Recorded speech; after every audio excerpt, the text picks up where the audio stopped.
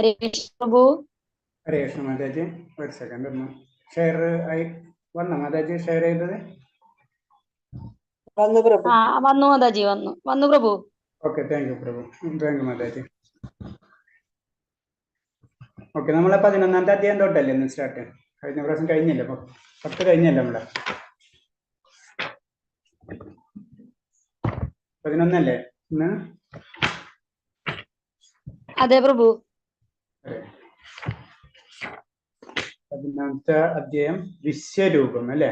ഹരേ Krishna. Okay. ഓ നമോ ഹരേ കൃഷ്ണ. അപ്പോൾ 11ാമത്തെ അധ്യായം വിശ്വരൂപമാണ്. അപ്പോൾ ആരെങ്കിലും ഒന്ന് വായിക്കുക. അർജുന വാച വായിച്ച് ഫസ്റ്റ് ശ്ലോകം. കൃഷ്ണ. അധ്യായം 11 വിശ്വരൂപം. അർജുന ഉവാച മദനുഗ്രഹായ പരമം ഗുഹ്യമധ്യാത്മസംജിതം യത്വയോക്തം വചസ്തേന മോഹോയം വിഗതോ മമ. അർജുനൻ പറഞ്ഞു, പരമഗുഹ്യങ്ങളായ ആധ്യാത്മിക വിഷയങ്ങളെക്കുറിച്ച് അങ്ങ് എനിക്ക് ദയാപൂർവം നൽകിയ ഉപദേശങ്ങൾ കേട്ടതിനാൽ എന്റെ വ്യാമോഹങ്ങൾ ഇപ്പോൾ തീർന്നിരിക്കുന്നു. ഹരേ കൃഷ്ണ. ഹരേ കൃഷ്ണ മാതാജി. Thank you. പ്രണാം മാതാജി. അപ്പൊ ഇതില് ഫസ്റ്റ് പറയുന്നത് വിശ്വരൂപത്തിൽ ഫസ്റ്റ് ശ്ലോകത്തിൽ പറയുന്നത് എന്താ അർജുനൻ പറയുന്നത് വെച്ച് കഴിഞ്ഞാല്, പരമഗൃഹങ്ങളായ ആധ്യാത്മിക വിഷയങ്ങളെ കുറിച്ച് അങ്ങ് എനിക്ക് ദയാപൂർവ്വം നൽകിയ ഉപദേശം കേട്ടതിനാൽ എന്റെ വ്യാമോഹങ്ങൾ ഇപ്പോൾ തീർന്നിരിക്കുന്നു. അപ്പൊ ശരിക്കും ഭക്തിയോഗത്തിലേക്ക് കടക്കുമ്പോൾ നമ്മളെ ഉള്ളിലുള്ള സംശയങ്ങൾ ഓരോന്ന് ഭഗവാൻ തീർക്കണാണ്. അങ്ങനെ അതിന് പറയാം, അത് വളരെ ഇമ്പോർട്ടൻ്റ് ആയിട്ട് നമ്മൾ 9ാമത്തെ അധ്യായം പറഞ്ഞപ്പോൾ നമുക്ക് മനസ്സിലായി കാണുമല്ലോ അത്. കാരണം രാജവിദ്യയിൽ രാജഗുഹയോഗവും അതുപോലെ തന്നെ വിഭൂതി യോഗം ഇതൊക്കെ ചെയ്യുമ്പോൾ ഭഗവാൻ എന്താണെന്ന് ഭഗവാൻ കറക്റ്റ് ആയിട്ട്, അതിന് വളരെ സീക്രട്ട് നോളജ് എന്നാണ് പറഞ്ഞത്. ഭഗവാനെ പറ്റി അറിയാം. ഭഗവാൻ എന്ന് പറഞ്ഞതെന്ന് വെച്ചാൽ നമുക്ക് മനസ്സിലാക്കാത്ത ഒരു, ഭഗവാനെ പറ്റി ആർക്കും മനസ്സിലാവില്ല എന്ന് ഭഗവാൻ തന്നെ പല ശ്ലോകങ്ങളിൽ നമുക്ക് പറഞ്ഞു തരുന്നുണ്ട്. അപ്പൊ അത്രയും കാര്യങ്ങൾ അർജുനനോട് പറഞ്ഞു കൊടുത്തു. അപ്പൊ അത്രയും മോസ്റ്റ് സീക്രട്ട് എന്ന് പറയുന്ന പോലെ തന്നെ അതിന് പരമഗുഹ്യങ്ങളായ എന്ന് പറഞ്ഞു. അപ്പൊ അത്രയും അതിന് ആധ്യാത്മിക വിഷയങ്ങള് സാധാരണ മറ്റുള്ളവർക്ക് നമ്മൾ പറഞ്ഞു കൊടുക്കാത്തതിന്റെ കൂടെ കാരണം അതാണ്. കാരണം എന്താ പറഞ്ഞു നമുക്ക് കേട്ടിട്ടുണ്ടാവും. കാരണം എന്ന് വെച്ച് കഴിഞ്ഞാൽ സർപ്പത്തിന്റെ മുകളിലിരിക്കുന്ന, അതായത് രത്നക്കല്ലുണ്ടല്ലോ, അതിന്റെ തുല്യമാണ്. കാരണം അത് കറക്റ്റായിട്ട് ഉപയോഗിച്ചിട്ടില്ലെങ്കിൽ അത് അത്രയും ഡേഞ്ചർ ആയിട്ട് മാറും. അപ്പൊ ആ നോളേജ് കറക്റ്റ് ആയ ക്വാളിഫൈഡ് ആയിട്ടുള്ള വ്യക്തികൾക്ക് മാത്രമേ ആ നോളേജ് കൊടുക്കുള്ളൂ. അതാണ് ശരിക്കും ഭഗവാൻ അർജുനന് ആ നോളേജ് ഉണ്ട്. അർജുനൻ ശരിക്കും നല്ലൊരു ഭക്തനാണ്. അത് കാരണം കൊണ്ടാണ് കൊടുക്കുന്നത്, അല്ലാത്ത വ്യക്തികൾക്ക് കൊടുക്കില്ല. അപ്പൊ നമ്മൾ ഇതിലായാലും നമ്മളെപ്പോഴും ചെയ്യേണ്ടതെന്ന് വെച്ച് കഴിഞ്ഞാൽ ഭക്തന്മാരെ നോക്കിക്കഴിഞ്ഞാൽ നമുക്ക് തന്നെ പറയുമ്പോൾ സംസാരിക്കുമ്പോൾ നമുക്ക് മനസ്സിലാവും. അപ്പൊ അവർക്കാണ് എല്ലാവർക്കും ഭഗവാന്റെ ഉപദേശങ്ങൾ നമ്മൾ കൊടുക്കാത്തത് കാരണം എന്ന് വെച്ച് കഴിഞ്ഞാൽ അത് അതിനേലും വലിയ ഡേഞ്ചറസിലേക്ക് പോകുന്നത്. അപ്പൊ അത് കാരണം കൊണ്ടാണ് അങ്ങനത്തെ കാര്യങ്ങൾ ഭഗവാൻ തന്നെ പറഞ്ഞിട്ടുള്ളത്. നമുക്കറിയാം, പല ശ്ലോകങ്ങളിൽ ഭഗവാൻ കറക്റ്റായിട്ട് പറഞ്ഞു തന്നിട്ടുണ്ട്. അപ്പൊ ഇതില് അർജുനന്റെ ആയിട്ടുള്ള ആഗ്രഹങ്ങൾ അതെല്ലാതും ഭഗവാൻ തീർത്തു കൊടുത്തിട്ട് ഞാൻ എന്താണെന്ന് പറയുന്ന ഒരു ശ്ലോകമാണത് ഫസ്റ്റ് പറഞ്ഞത്. അപ്പൊ വിശ്വരൂപം എന്ന് പറഞ്ഞാൽ നമുക്കറിയാം, കാരണം ഭഗവാൻ എങ്ങനെയാണ് ഈ ലോകത്ത് നിലനിൽക്കണമെന്ന് ഭഗവാൻ നേരിട്ട് അർജുനന് കാണിച്ചു കൊടുക്കുന്നതാണ്. ഈ ലോകത്ത് എങ്ങനെയാണ് ഞാൻ നിലനിൽക്കണമെന്ന് ഭഗവാൻ നേരിട്ട് കാണിച്ചു കൊടുക്കുന്ന ഇതാണ് ശരിക്കും വിശ്വരൂപം എന്ന് നമ്മൾ പറയുന്നത്. കൃഷ്ണന്റെ ദിവ്യ പ്രഭാവത്തെ എല്ലാവർക്കും ബോധ്യപ്പെടുത്താൻ വേണ്ടിയാണ് വിശ്വരൂപം കാട്ടിത്തരണമെന്ന് ഈ അധ്യായത്തിൽ അർജുനൻ ഭഗവാനോട് അപേക്ഷിക്കണം. അപ്പൊ ഈ ഇതിൽ പറയുന്നത് എങ്ങനെയാണ്, അത് ഭഗവാൻ എങ്ങനെയാണ് ഈ ലോകത്തിൽ നിലനിൽക്കണമെന്ന് അർജുനനെ കാണാൻ ആഗ്രഹിക്കുന്നുണ്ട്. ആ ദിവ്യ പ്രഭാവം എങ്ങനെയാണ് നിലനിൽക്കുന്ന ആഗ്രഹം, അതിന് അർജുനൻ പറയുന്ന ആ രൂപം എനിക്ക് കാണിച്ചു തരണം എന്ന് പറയണം. പിന്നെ വാസ്തവത്തിൽ ദർശന മാത്രയിൽ അർജുനെ പോലുള്ള ഏതൊരാളും ഭയപ്പെട്ടു പോകുന്നത് എത്ര വിശ്വരൂപം. പക്ഷെ കരുണാനിധിയായ കൃഷ്ണൻ അത് കാണിച്ചു കൊടുത്ത ശേഷം വീണ്ടും ആദിമ രൂപം കൈകൊള്ളുന്നു. അപ്പൊ ആദ്യം നമ്മൾ ശ്രദ്ധിക്കണം, ആദിമ രൂപം കൈകൊള്ളുന്നു. അപ്പൊ ചിലർക്ക് ചില സംശയം ഉണ്ടാവും, വിശ്വരൂപമാണ് ഫൈനൽ. വിശ്വരൂപമല്ല ഫൈനല്, ആദ്യ രൂപമായിട്ടുള്ള ഭഗവാന്റെ രൂപം തന്നെയാണ് ഫൈനല്. അപ്പൊ ഭഗവാന്റെ രൂപം എന്ന് പറഞ്ഞാൽ ആദിമ രൂപം എന്ന് പറഞ്ഞു കഴിഞ്ഞാൽ ഭഗവാൻ ശ്രീകൃഷ്ണന്റെ രൂപം തന്നെയാണ്. അപ്പൊ അതിന് ഇതിൽ കൂടെ നമുക്ക് മനസ്സിലാക്കേണ്ടത്. അപ്പൊ ഇതിലെന്താണ്, അർജുനൻ ഭയപ്പെട്ടു പോകുന്ന അത്ര വിശ്വരൂപം സാധാരണ വ്യക്തികൾക്ക് മനസ്സിലാക്കാനോ തന്നെ പറ്റില്ല. അതിന് തന്നെ ഭഗവാൻ അർജുനൻ കാണേണ്ട രീതിയിലുള്ള ആ ദിവ്യ ചക്ഷുസ് കൊടുക്കുന്നത് കൊണ്ടാണ് ആ വിശ്വരൂപം കാണുന്നത് തന്നെ. അത് നമുക്കറിയാവുന്നതാണ്. അപ്പൊ അതെന്ന് പറഞ്ഞാൽ അത് എന്നിട്ട് കാണിച്ചു കൊടുത്ത ശേഷം വീണ്ടും ആദിമ രൂപം കൈക്കൊള്ളുന്നുണ്ട്. പിന്നെ കൃഷ്ണൻ തന്നെയാണ് സർവ്വ കാരണങ്ങൾക്കും കാരണമെന്നും പരമാത്മരൂപൻ അദ്ദേഹം എല്ലാവരുടെയും ഹൃദയത്തിൽ കുടികൊള്ളുന്നുണ്ടെന്ന് അർജുനൻ വിശ്വാസം ഉറപ്പിച്ചു കഴിഞ്ഞു. കാരണം ഇത് ഇപ്പൊ തന്നെ 11ാമത്തെ അധ്യായമായി കഴിഞ്ഞു. അപ്പൊ ആ 11ാമത്തെ 10 അധ്യായം കൊണ്ട് തന്നെ, അതായത് അൾട്ടിമേറ്റ് നമ്മൾ ഭക്തിയോഗത്തിൽ തന്നെ ക്ലിയർ ആയി കഴിഞ്ഞ്. കാരണം ഭഗവാൻ പരമദിവ്യാത്മ പുരുഷൻ എന്നുള്ള കാര്യം അർജുനൻ ശരിക്കും മനസ്സിലാക്കി കഴിഞ്ഞു. പക്ഷെ ആ അർജുനന് മനസ്സിലാക്കിയത് മറ്റുള്ള സാധാരണ ജനങ്ങൾക്ക് നാളെ അവരായാലും ഞാൻ ഭഗവാൻ എന്ന് പറയരുത്. ആ ഒരു രൂപം എന്താണെന്ന്, ഭഗവാന്റെ രൂപം എന്താണെന്ന് മറ്റുള്ളവർക്കും കൂടി മനസ്സിലാക്കാൻ വേണ്ടിയാണ് അർജുനൻ ശരിക്കും ഭഗവാനോട് വിശ്വരൂപം കാണിച്ചു തരുന്നത്. ഈ വിശ്വത്തിൽ എങ്ങനെയാണ് നിറഞ്ഞു നിൽക്കണമെന്ന് എനിക്ക് കാണിച്ചു തരും. നമുക്കറിയാം അർജുനൻ എന്ന് പറയുന്നത് നമുക്ക് വേണ്ടിയിട്ടാണ് ഭഗവാൻ ചെയ്തിട്ടുള്ള ഒരു കാര്യമാണ്. അത് അർജുനൻ പരമഭക്തനാണെന്ന് അറിയാം, അർജുനൻ എല്ലാ കാര്യങ്ങളും അറിയാം. പക്ഷെ അർജുനനിലൂടെയാണ് നമുക്ക് ഉപദേശങ്ങൾ തരുന്നത്. അതാണ് ഫസ്റ്റ് ഇതിന്റെ ഒരു ഇൻഡയറക്റ്റ് മീനിങ് വരുന്നത്. പിന്നെ രണ്ടാമത്തെ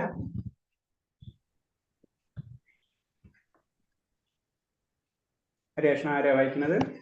ഹരേ കൃഷ്ണ പ്രഭു. ഹരേ കൃഷ്ണ. ഭവാഭ്യയൗ ഹി ഭൂതാനാം ശ്രുതോ വിസ്തരശോ മയാ ത്വത്വകമലപത്രാക്ഷ മഹാത്മ്യാമഭി ചാവ്യയം. വിവർത്തനം. അല്ലയോ കമലാക്ഷ, ജീവജാലങ്ങളുടെ ഉദയാസ്തമനങ്ങളെ കുറിച്ച് വിശദമായി ഞാൻ അങ്ങയിൽ നിന്ന് കേട്ടു കഴിഞ്ഞു. അങ്ങയുടെ വർണ്ണിച്ചു തീർക്കാനാവാത്ത വൈഭവങ്ങളെ ഞാൻ മനസ്സിലാക്കുകയും ചെയ്തു. ഹരേ കൃഷ്ണ. ഹരേ കൃഷ്ണ. അല്ലയോ കമലാക്ഷ, ജീവജാലങ്ങളുടെ ഉദയാസ്മയങ്ങളെ കുറിച്ച് വിശദമായി ഞാൻ അങ്ങയിൽ നിന്ന് കേട്ടറിഞ്ഞു. അങ്ങയുടെ വർണ്ണിച്ചു തീർക്കാനാവാത്ത വൈഭവങ്ങളെ ഞാൻ മനസ്സിലാക്കുകയും ചെയ്തു. അപ്പൊ വിഭൂതികളെ പറ്റിയാണ് അർജുനൻ കഴിഞ്ഞ അദ്ദേഹത്തിന് വിഭൂതികളൊക്കെ പറ്റിയാണല്ലോ പറഞ്ഞത്. അതിന് വൈഭവങ്ങൾ എന്ന് പറഞ്ഞത് അത് മുഴുവൻ എനിക്ക് മനസ്സിലാക്കാൻ കഴിഞ്ഞു.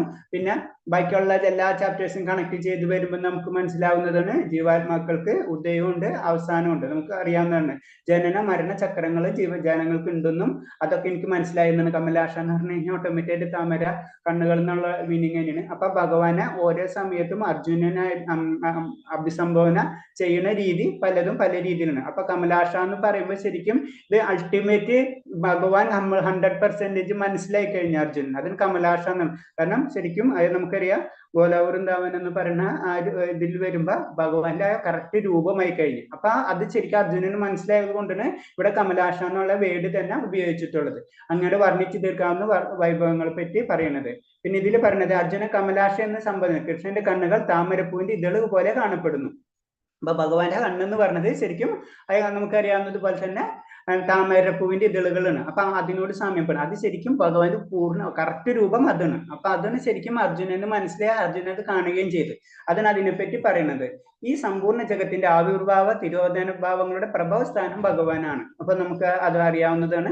കാരണം എന്ന് വെച്ച് കഴിഞ്ഞാൽ ഭഗവാനിൽ നിന്നാണ് സൃഷ്ടി സ്റ്റാർട്ട് ആവുന്നതല്ലേ. അപ്പൊ നമുക്ക് കഴിഞ്ഞ ഇതിലും നമ്മൾ പറഞ്ഞില്ല, ആദ്യം തന്നെ ഭഗവാനിൽ നിന്ന് പല വിസ്തരണങ്ങളുണ്ട്. അതിൽ ലാസ്റ്റ് വരുമ്പോൾ നാരായണിൽ നിന്നാണ് പിന്നെ സംഘർഷണം, പിന്നെ അതിൽ നിന്നാണ് നമ്മളെ 3 പുരുഷാവതാരങ്ങൾ വരുന്നത്.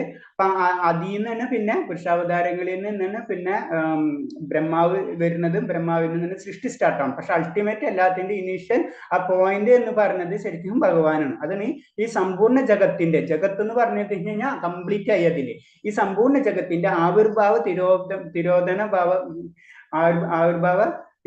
തിരോഭാവങ്ങളുടെ പ്രഭവസ്ഥാനം ഭഗവാനാണെന്ന് പറയുന്നത്.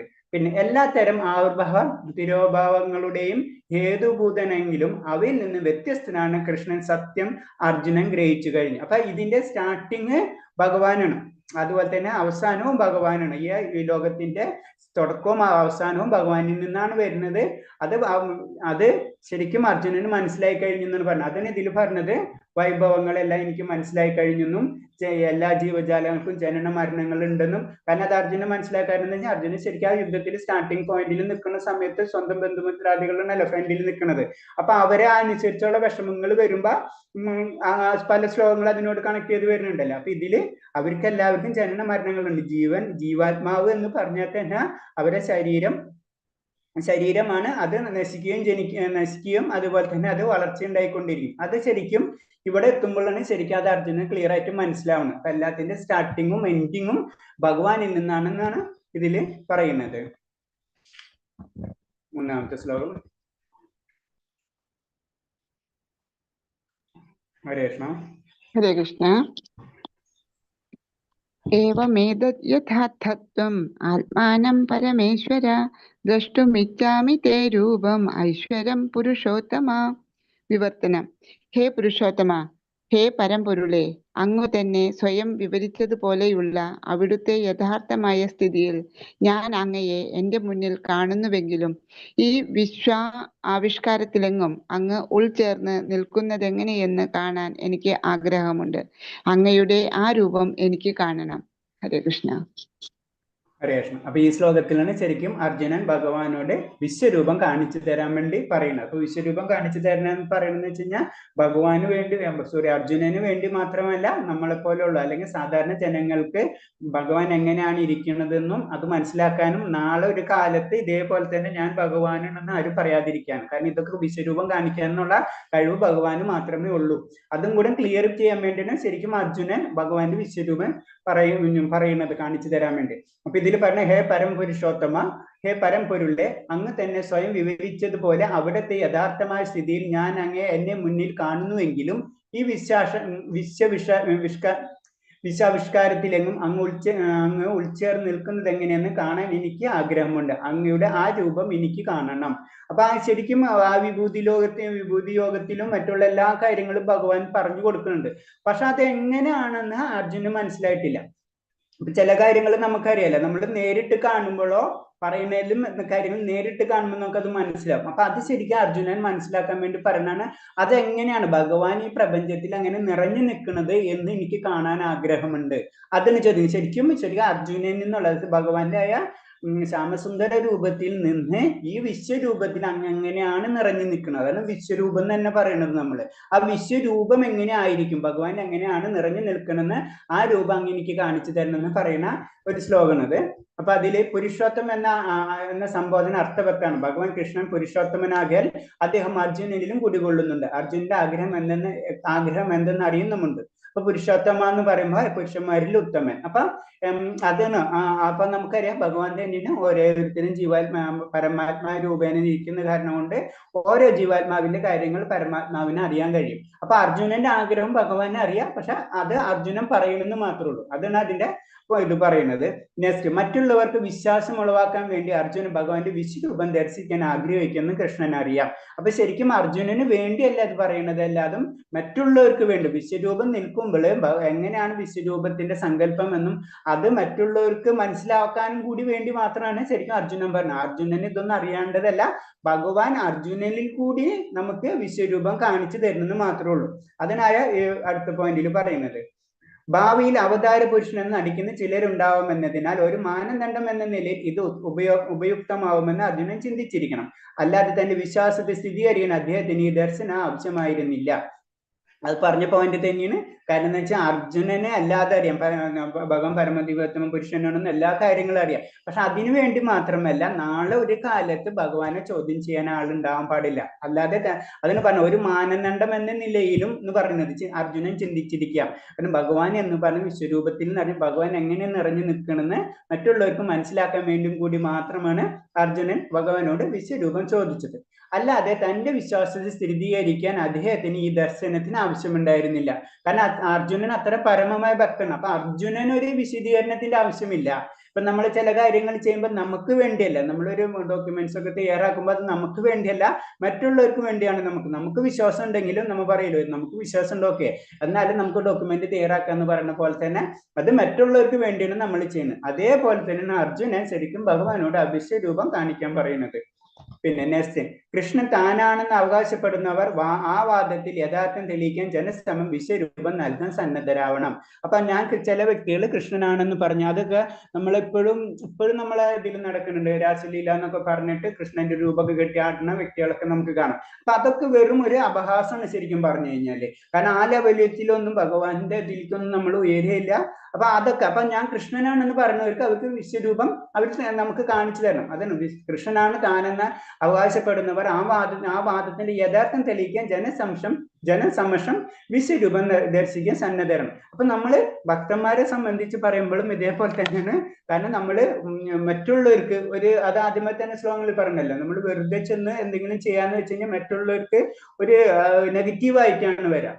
അപ്പൊ അത് അതിൽ നമ്മൾ നമ്മളെ സ്വന്തം കർമ്മങ്ങളൊക്കെ നമ്മൾ ചെയ്തു പോകണം എന്ന് പറഞ്ഞ് അതിൽ കൂടിയാണ് നമ്മൾ പതുക്കെ പതുക്കെ ആത്മീയ പാതയിലേക്കും അതുപോലെ തന്നെ മറ്റുള്ള കാര്യങ്ങൾ ഭഗവാന്റെ കാര്യങ്ങളിലേക്ക് പതുക്കെ പോയിട്ടാണ് നമ്മൾ എല്ലാ കാര്യങ്ങളും ചെയ്തു കൊണ്ടുവരുന്നത്. അപ്പൊ വെറുതെ ഒരു സുപ്രഭാതത്തിൽ ഞാൻ കൃഷ്ണനാണെന്ന് പറഞ്ഞ് പ്രത്യക്ഷപ്പെടുന്നവർക്കുള്ള ഒരു മാനദണ്ഡമാണ് പറഞ്ഞത്. നിങ്ങൾ അങ്ങനെയെങ്കിൽ നിങ്ങൾ വിശ്വരൂപം, അതായത് ഭഗവാൻ കാണിച്ച വിശ്വരൂപം നിങ്ങൾക്ക് കാണിച്ചാൻ കഴിഞ്ഞു കഴിഞ്ഞാൽ ശരി, അത് ഭഗവാനാണ്. കാരണം നമുക്ക് ഇപ്പൊ ഈ ലോകത്തിൽ തന്നെ അറിയാം, ഇഷ്ടത്തിന് ഗുരുക്കന്മാരുണ്ട്, ഇഷ്ടത്തിന് അങ്ങനത്തെ രീതിയിലുള്ള വ്യക്തികളുണ്ട്. അപ്പൊ അവർക്കൊന്നും ഇത് ചെയ്യാൻ പറ്റില്ല. അത് ഭഗവാന് മാത്രമേ വിശ്വരൂപം കാണിക്കാൻ പറ്റുള്ളൂ. ഇവൻ നമുക്കറിയാം യോഗികളുടെ കാര്യങ്ങൾ തന്നെ അറിയാം. യോഗികൾക്ക് പല സിദ്ധികൾ ഉണ്ടായിട്ടുണ്ടാവും. ആ സിദ്ധികൾ ഉണ്ടായിട്ട് അവർ സ്വയം ഭഗവാൻ എന്ന് നടിച്ച് നടക്കണ, അത് ഭഗവാൻ എന്നാണ്. ഇപ്പൊ നമ്മള് പറഞ്ഞില്ലേ, കുറെ വളരെയധികം ചെറുതാവാൻ പറ്റും, അതുപോലെ തന്നെ ആകാശത്തിൽ പറക്കാൻ പറ്റണം, അങ്ങനത്തെ പല യോഗ്യ സിദ്ധികൾ നമുക്ക് ആർജിച്ചെടുക്കാൻ പറ്റും യോഗികൾ. അതിന്റെ അർത്ഥം എന്ന് പറഞ്ഞാൽ അവർ ഭഗവാനല്ല. നമ്മളെ പോലുള്ള സാധാരണ വ്യക്തികൾ അവരെ കാണുമ്പോൾ അവർ നമ്മൾ ഭഗവാനാണെന്ന് നമ്മൾ തെറ്റിദ്ധരിക്കണമാണ്. അതെന്ന് പറഞ്ഞാൽ ആ വിശ്വരൂപം ഏത് വ്യക്തിക്ക് കാണിക്കാൻ പറ്റുള്ളൂന്നായ ഐശ്വര്യങ്ങൾ ആ ഒരു വ്യക്തിക്ക് ഉണ്ടെങ്കിലോ ആ വ്യക്തിനെ നമ്മളെ ഭഗവാനെന്ന് അക്സെപ്റ്റ് ചെയ്യാൻ പാടുള്ളൂ. അത് ഇൻഡയറക്റ്റ് ആയിട്ട് അർജുനൻ നമുക്ക് പറഞ്ഞു തരുന്നതാണ് ഈ ശ്ലോകം. നെക്സ്റ്റ് 11.4. ഹരേ കൃഷ്ണ. മന്യസേ യദി തച്ചക്യം മയാ ദൃഷ്ടുമിതി പ്രഭോ യോഗേശ്വര തതോ മേ ത്വം ദർശാത്മാനമവ്യയം. വിവർത്തനം. പ്രഭോ, അങ്ങയുടെ വിശ്വരൂപം കാണുവാനുള്ള കരുത്ത് എനിക്കുണ്ടെന്ന് അങ്ങ് കരുതുന്നുണ്ട് എങ്കിൽ അല്ലയോ സർവയോഗേശ്വര, ദയവായി ആ നിസീമ വിശ്വരൂപം എനിക്ക് കാണിച്ചു തരണമേ. ഹരേ കൃഷ്ണ. ഹരേ കൃഷ്ണ. അപ്പൊ അതാണ് ഒരു ഭക്തന്റെ ആയ മനസ്സിനെ പറ്റിയാണ് ഇതിൽ കൂടി ഇൻഡയറക്റ്റ് ആയിട്ട് അർജുനൻ വർണ്ണിക്കുന്നത്. കാരണം അങ്ങയുടെ വിശ്വരൂപം കാണാനുള്ള കരുത്ത് എനിക്കുണ്ടോ എന്ന് അങ്ങ് കരുതുന്നതെങ്കിൽ അല്ലയോ സർവയോഗീശ്വര, ദയവായ നിസീമമായ വിശ്വരൂപം എനിക്ക് കാണിച്ചു തരണമേ. അപ്പൊ എന്താണെന്ന് വെച്ച് കഴിഞ്ഞാല് അതിന് ഭക്തൻ എന്ന് പറഞ്ഞു കഴിഞ്ഞാൽ അത്ര എളിമാരെ ഒരു ഉദാഹരണമാണ്. ഇപ്പൊ നമുക്കറിയില്ല, ദാസന്റെ ദാസന്റെ ദാസൻ എന്നല്ല നമ്മളെ ചൈതന്യ മഹാപ്രഭു അടക്കം പറയുന്നത്. അത്രയും വലിയ ഗുരുക്കന്മാര് പറയുമ്പോൾ അവര് അത്രയും താണുകൊണ്ടിരിക്കും. അപ്പൊ ആ ലെവലിലാണ് തോന്നുന്നത്. അപ്പൊ ഇതിലും പറയണത് എന്താണ്, അർജുനൻ പറയണെന്ന് വെച്ച് കഴിഞ്ഞാൽ എനിക്ക് ആ രൂപം കാണാനുള്ള കരുത്ത് എനിക്കുണ്ടെന്ന് അങ്ങ് കരുതുന്നതെങ്കിൽ അപ്പോഴും മുഴുവനും ഭഗവാനിലേക്കാണ് കൊടുക്കുന്നത്. അങ്ങ് ആ നിശ്ചയമായ വിശ്വരൂപം എനിക്ക് കാണിച്ചു തരണമേ. കാരണം അത് നമുക്ക് കാണിച്ചു തരണം. അപ്പൊ ഭഗവാന്റെ അടുത്ത് നമുക്ക് നമ്മളെ ഇഷ്ടത്തിനല്ല പറഞ്ഞ, ഭഗവാന്റെ ഇഷ്ടം ഭഗവാന് ഇഷ്ടം ഉണ്ടായാലോ നമ്മളെ കാര്യങ്ങൾ നടക്കുള്ളൂ. കാരണം നമുക്കറിയാം, നമ്മളെ ഇത് അതീന്ദ്രിയമായിട്ട് ഭഗവാന്റെ ശരീരം ഒക്കെ അതീന്ദ്രിയാണെന്ന് നമുക്കറിയാം. അപ്പൊ അതീന്ദ്രിയ ലെവല് നമുക്ക് വന്നാലേ മാത്രമേ നമുക്ക് ഭഗവാനായിട്ട് കണക്ട് ചെയ്യാൻ പറ്റുള്ളൂ. അത് മനസ്സിലാക്കണം ഭഗവാന് മാത്രമേ കഴിയുള്ളൂ. നമുക്ക് അതിന്റെ പവർ വന്നത്. അതിന് ഒരു ഇൻഡയറക്റ്റ് ആയിട്ട് അർജുനൻ പറയുന്നത്, എനിക്ക് അതിന് കഴിവുണ്ടോ എന്ന് എനിക്കറിയില്ല, അത് ഭഗവാനെ അറിയുള്ളൂ. അങ്ങനെയാണെന്ന് വെച്ചാൽ ആ കഴിവ് എനിക്ക് ഉണ്ടെന്ന് വെച്ചാൽ, എനിക്ക് ഭഗവാനെ കാണാനുള്ള ശക്തി എനിക്ക് ഉണ്ടെന്ന് വെച്ച് കഴിഞ്ഞാൽ ഭഗവാനെ എനിക്ക് ആ നിശ്ചയമായ വിശ്വരൂപം എനിക്ക് കാണിച്ചു തരണമേ. അതിൽ പറഞ്ഞ ശ്രീകൃഷ്ണ ഭഗവാൻ ഭൗതിക ഇന്ദ്രിയങ്ങൾക്ക് കാണാനോ കേൾക്കാനോ മനസ്സിലാക്കാനോ ഗ്രഹിക്കാനോ ആർക്കും സാധിക്കില്ല. ആദ്യം മുതൽക്ക് പ്രേമപൂർണമായ അതീന്ദ്ര സേവനം നിർവഹിച്ചു പോരുന്ന ഭക്തന് മാത്രമേ ഭഗവത് ദർശനം ശ്രദ്ധിക്കൂ. അപ്പൊ അതിന് നമ്മള് അതീന്ദ്രിയ ജ്ഞാനം നമ്മൾ കഴിഞ്ഞ ക്ലാസ്സിൽ പഠിച്ചതാണ്. അപ്പൊ കാരണം എന്ന് വെച്ച് കഴിഞ്ഞാല് നമ്മൾ ഇന്ദ്രിയങ്ങൾക്ക് അപ്പുറത്താണ് ഭഗവാന്റെ സ്ഥാനം. നമുക്കത് മനസ്സിലാക്കണം എന്ന് വെച്ച് കഴിഞ്ഞാൽ നമ്മൾ ആ അതീന്ദ്രിയമായിട്ടുള്ള സത്യം നമ്മള് നേടിയിരുന്നാലേ മാത്രമേ ഭഗവാന്റെ ദർശനം ഉണ്ടാവുകയുള്ളൂ. അത് സാധാരണ പഞ്ചേന്ദ്രിയങ്ങൾ കൊണ്ട് നമുക്ക് ഭഗവാനെ ഗ്രഹിക്കാൻ കഴിയില്ല. അതാണ് ഈ ശ്ലോകത്തിൽ കൂടെ ഇൻഡയറക്റ്റ് ആയിട്ട് അർജുനനും പറഞ്ഞു തരുന്നത്. ഭഗവാൻ അജിന്ത്യ പ്രഭാവശാലിയാതിനെ യോഗീശ്വരൻ എന്ന് പറഞ്ഞു. അജിന്ത്യം നമുക്ക് ചിന്തിക്കുന്നതിനും അപ്പുറത്താണ് ഭഗവാന്റെ ശക്തി, അല്ലെ? നമുക്ക് നമ്മളെ ചിന്തിക്കുന്നത്, നമുക്ക് ചിന്തിക്കുന്നതിലും അപ്പുറത്താണ് ഭഗവാന്റെ ശക്തി. അതാണ് ഭഗവാനെ യോഗീശ്വരൻ എന്ന് പറഞ്ഞുകൊണ്ടിരിക്കുന്നത്. പിന്നെ സ്വന്തം അപ്രയമനാണെങ്കിലും അദ്ദേഹം ഇഷ്ടമെങ്കിൽ കനിഞ്ഞ് സ്വയം വെളിപ്പെടുത്താനും, അതുകൊണ്ട് അർജുനൻ കൃഷ്ണന്റെ അഹോദമായ കനിവിനെ അപേക്ഷിക്കാൻ ആജ്ഞാപിക്കുകയല്ല. അപ്പൊ ഒരു ഭക്തൻ ഒരിക്കലും അജ്ഞാപനം എന്നുള്ള സബ്ജക്റ്റ് ഭക്തൻ ഉണ്ടാവില്ല. ഭക്തൻ എപ്പോഴും അപേക്ഷ ഉണ്ടാവുള്ളൂ. ഒരിക്കലും ഒരു ഭക്തന്റെ ഏറ്റവും വലിയൊരു ക്വാളിറ്റിയാണ് ഇൻഡയറക്റ്റ് ആയിട്ട് അർജുനനിൽ കൂടി നമുക്ക് കാണുന്നത്. നമുക്ക് അർജുനനെ സംബന്ധിച്ച് നമുക്കറിയാം, അർജുനൻ അത്രയും പെർഫെക്റ്റ് ആയിട്ടുള്ള ഒരു ഭക്തനാണെന്ന്. അത് കാരണം കൊണ്ടാണ് അർജുനനെയും ഭഗവാൻ ഗീതോപദേശം കൊടുക്കുന്നത്. പക്ഷെ എന്നിരുന്നാലും ആ ഭക്തന്റെ ക്വാളിറ്റിയാണ് ശരിക്കും ഈ ശ്ലോകത്തിൽ കൂടെ പറഞ്ഞു തരുന്നത്. എനിക്ക് അതിന് കഴിവുണ്ടോ എന്ന് എനിക്കറിയില്ല, അത് അങ്ങേക്ക് മാത്രം കഴിയുള്ളൂ. അങ്ങനെ ഉണ്ടെങ്കിൽ അങ്ങനെക്ക് കാണിച്ചു തരണമേ എന്നാണ് പറയുന്നത്. അതാണ് ഈ ശ്ലോകത്തിന്റെ ഭംഗി. അഞ്ചാമത്തെ. ഹരേ കൃഷ്ണ. ഹരേ കൃഷ്ണ. ശ്രീഭഗവാനുവാച പശ്യ മേ പാർത്ഥരൂപാണി ശതശോഥ സഹസ്രശ നാനാവിധാനി ദിവ്യാനി നാനാവർണാകൃതീനി ച. വിവർത്തനം. പരമദിവ്യോത്തമ പുരുഷൻ പറഞ്ഞു, പ്രിയപ്പെട്ട അർജുന, പല വർണ്ണങ്ങളിലും പല ആകൃതികളിലുമുള്ള എന്റെ 1000 ദിവ്യരൂപങ്ങൾ നീ കണ്ടുകൊള്ളൂ. ഹരേ കൃഷ്ണ. ഹരേ കൃഷ്ണ. അങ്ങനെ ഭഗവാൻ അത് ശരിക്കും അർജുനന് കാണിച്ചു കൊടുക്കുന്ന ആയ ശ്ലോകന് പരമദിവ്യോത്തമ പുരുഷൻ പറഞ്ഞു, പ്രിയപ്പെട്ട അർജുന, പല വർണ്ണങ്ങളിലും പല ആകൃതികളും എന്റെ 1000 ദിവ്യ രൂപങ്ങൾ കണ്ടുകൊള്ളൂ. അങ്ങനെയാണ് ഈ ശ്ലോകത്തിലാണ് ശരിക്കും ഭഗവാനായ വിശ്വരൂപം കാണിച്ചു കൊടുക്കുന്നത്. കാരണം പല വർണ്ണങ്ങൾ പല ആകൃതി, നമ്മൾ പലപ്പോഴും കണ്ടിട്ടുള്ള വിശ്വരൂപം എന്ന് പറഞ്ഞിട്ടുള്ള ആ സങ്കല്പം തന്നെ നമ്മൾ ചിന്തിച്ചാൽ മതി. അതില് ഭഗവാന് പല ആകൃതികളുണ്ട്, പല വർണ്ണങ്ങളുണ്ട്, 1000 ദിവ്യ രൂപങ്ങളൊക്കെ നമുക്ക് ആ ഇതിൽ കാണാൻ പറ്റും. അങ്ങനെയാണ് ഭഗവാനായ രൂപം കാണിച്ചു കൊടുക്കുന്നത്. അതാണ് വിശ്വരൂപം. അതിലെ എല്ലാ ലോകങ്ങളും എല്ലാതും ഭഗവാനിലാണെന്ന് ഭഗവാൻ കാണിച്ചു കൊടുക്കുന്ന ഇതാണത്. അപ്പൊ അതില് ഭൗതിക പ്രകൃതി ഉണ്ട്, എല്ലാതും ഉണ്ട്. പക്ഷെ ഭഗവാന്റെ അതിലാണ് ഇത് എല്ലാതും ഉൾക്കൊള്ളുന്നത്. അത് കാണിക്കുന്നതാണ് ഈ രംഗം. ഭൗതിക പ്രകൃതി ആവിർഭവിക്കുകയും തിരോഭവിക്കുകയും ചെയ്യുന്നു. കൃഷ്ണന്റെ വിശ്വരൂപം അങ്ങനെ തന്നെ. അപ്പൊ അതന്നെ കൃഷ്ണന്റെ വിശ്വരൂപം. അപ്പൊ ഇതിൽ നമുക്കൊരു സംശയം വരും, ഭൗതിക പ്രകൃതി ആവിർഭവിക്കുകയും തിരോഭവിക്കുകയും ചെയ്യുന്നു, കൃഷ്ണന്റെ വിശ്വരൂപം അങ്ങനെ തന്നെ. ഇതിനെപ്പറ്റി ആരെങ്കിലും എന്തെങ്കിലും ഒന്ന് പറയാൻ പറ്റുമോ? ഇതെന്താണ് ഇങ്ങനെ പറഞ്ഞു? എനിക്ക് മനസ്സിലായില്ല, നിങ്ങൾക്ക് ആരെങ്കിലും മനസ്സിലായെന്ന് പറഞ്ഞേ.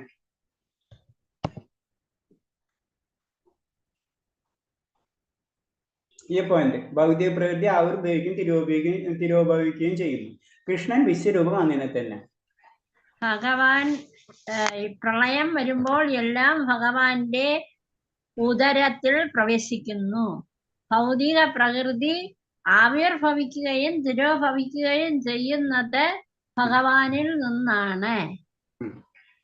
എല്ലാ ഭഗവാൻ, ശിവൻ, ബ്രഹ്മാവ് എല്ലാരും ഭഗവാന്റെ ആ വിശ്വരൂപത്തെ ദർശിക്കുന്ന വൃക്ഷലതാദികൾ എല്ലാം. അപ്പോൾ ഭൗതിക പ്രകൃതി ആവിർഭവിക്കുന്നതും തിരോഭവിക്കുന്നതും ഭഗവാനിൽ നിന്ന് ആ വിശ്വരൂപത്തിൽ നിന്നേ നമുക്ക് മനസ്സിലാക്കാൻ സാധിക്കും.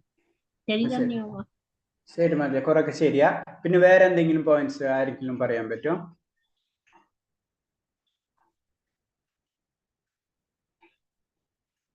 ആരെങ്കിലും ഒന്ന് ട്രൈ ചെയ്യും. അത് പറഞ്ഞ ശരിയാണ്.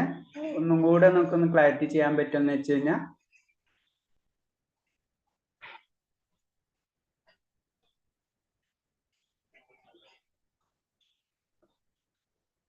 ആരും പറഞ്ഞില്ലേ? ഞാൻ ചോദിക്കും ഓരോരുത്തരുടെ പേര്.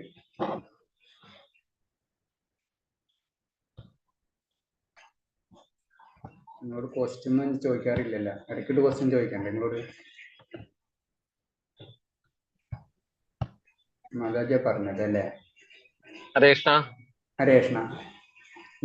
പ്രഭു, ഈ ഭൗതിക പ്രകൃതിക്ക് മുമ്പ് തന്നെ ഭഗവാൻ നിലനിന്നിരുന്നു. അനാദിരാദിർ ഗോവിന്ദ സർവകാരണകാരൻ. കറക്റ്റ്. ഭൗതിക പ്രകൃതിക്ക് മുന്നും ഭഗവാൻ നിലനിന്നിരുന്നു.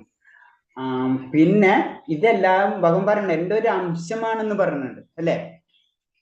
അപ്പൊ ആ അംശത്തിന് ഒരു ഇമ്പോർട്ടൻസും ഇല്ല, ഭഗവാന് മാത്രമേ ഇമ്പോർട്ടൻ്റ് ഉള്ളൂ.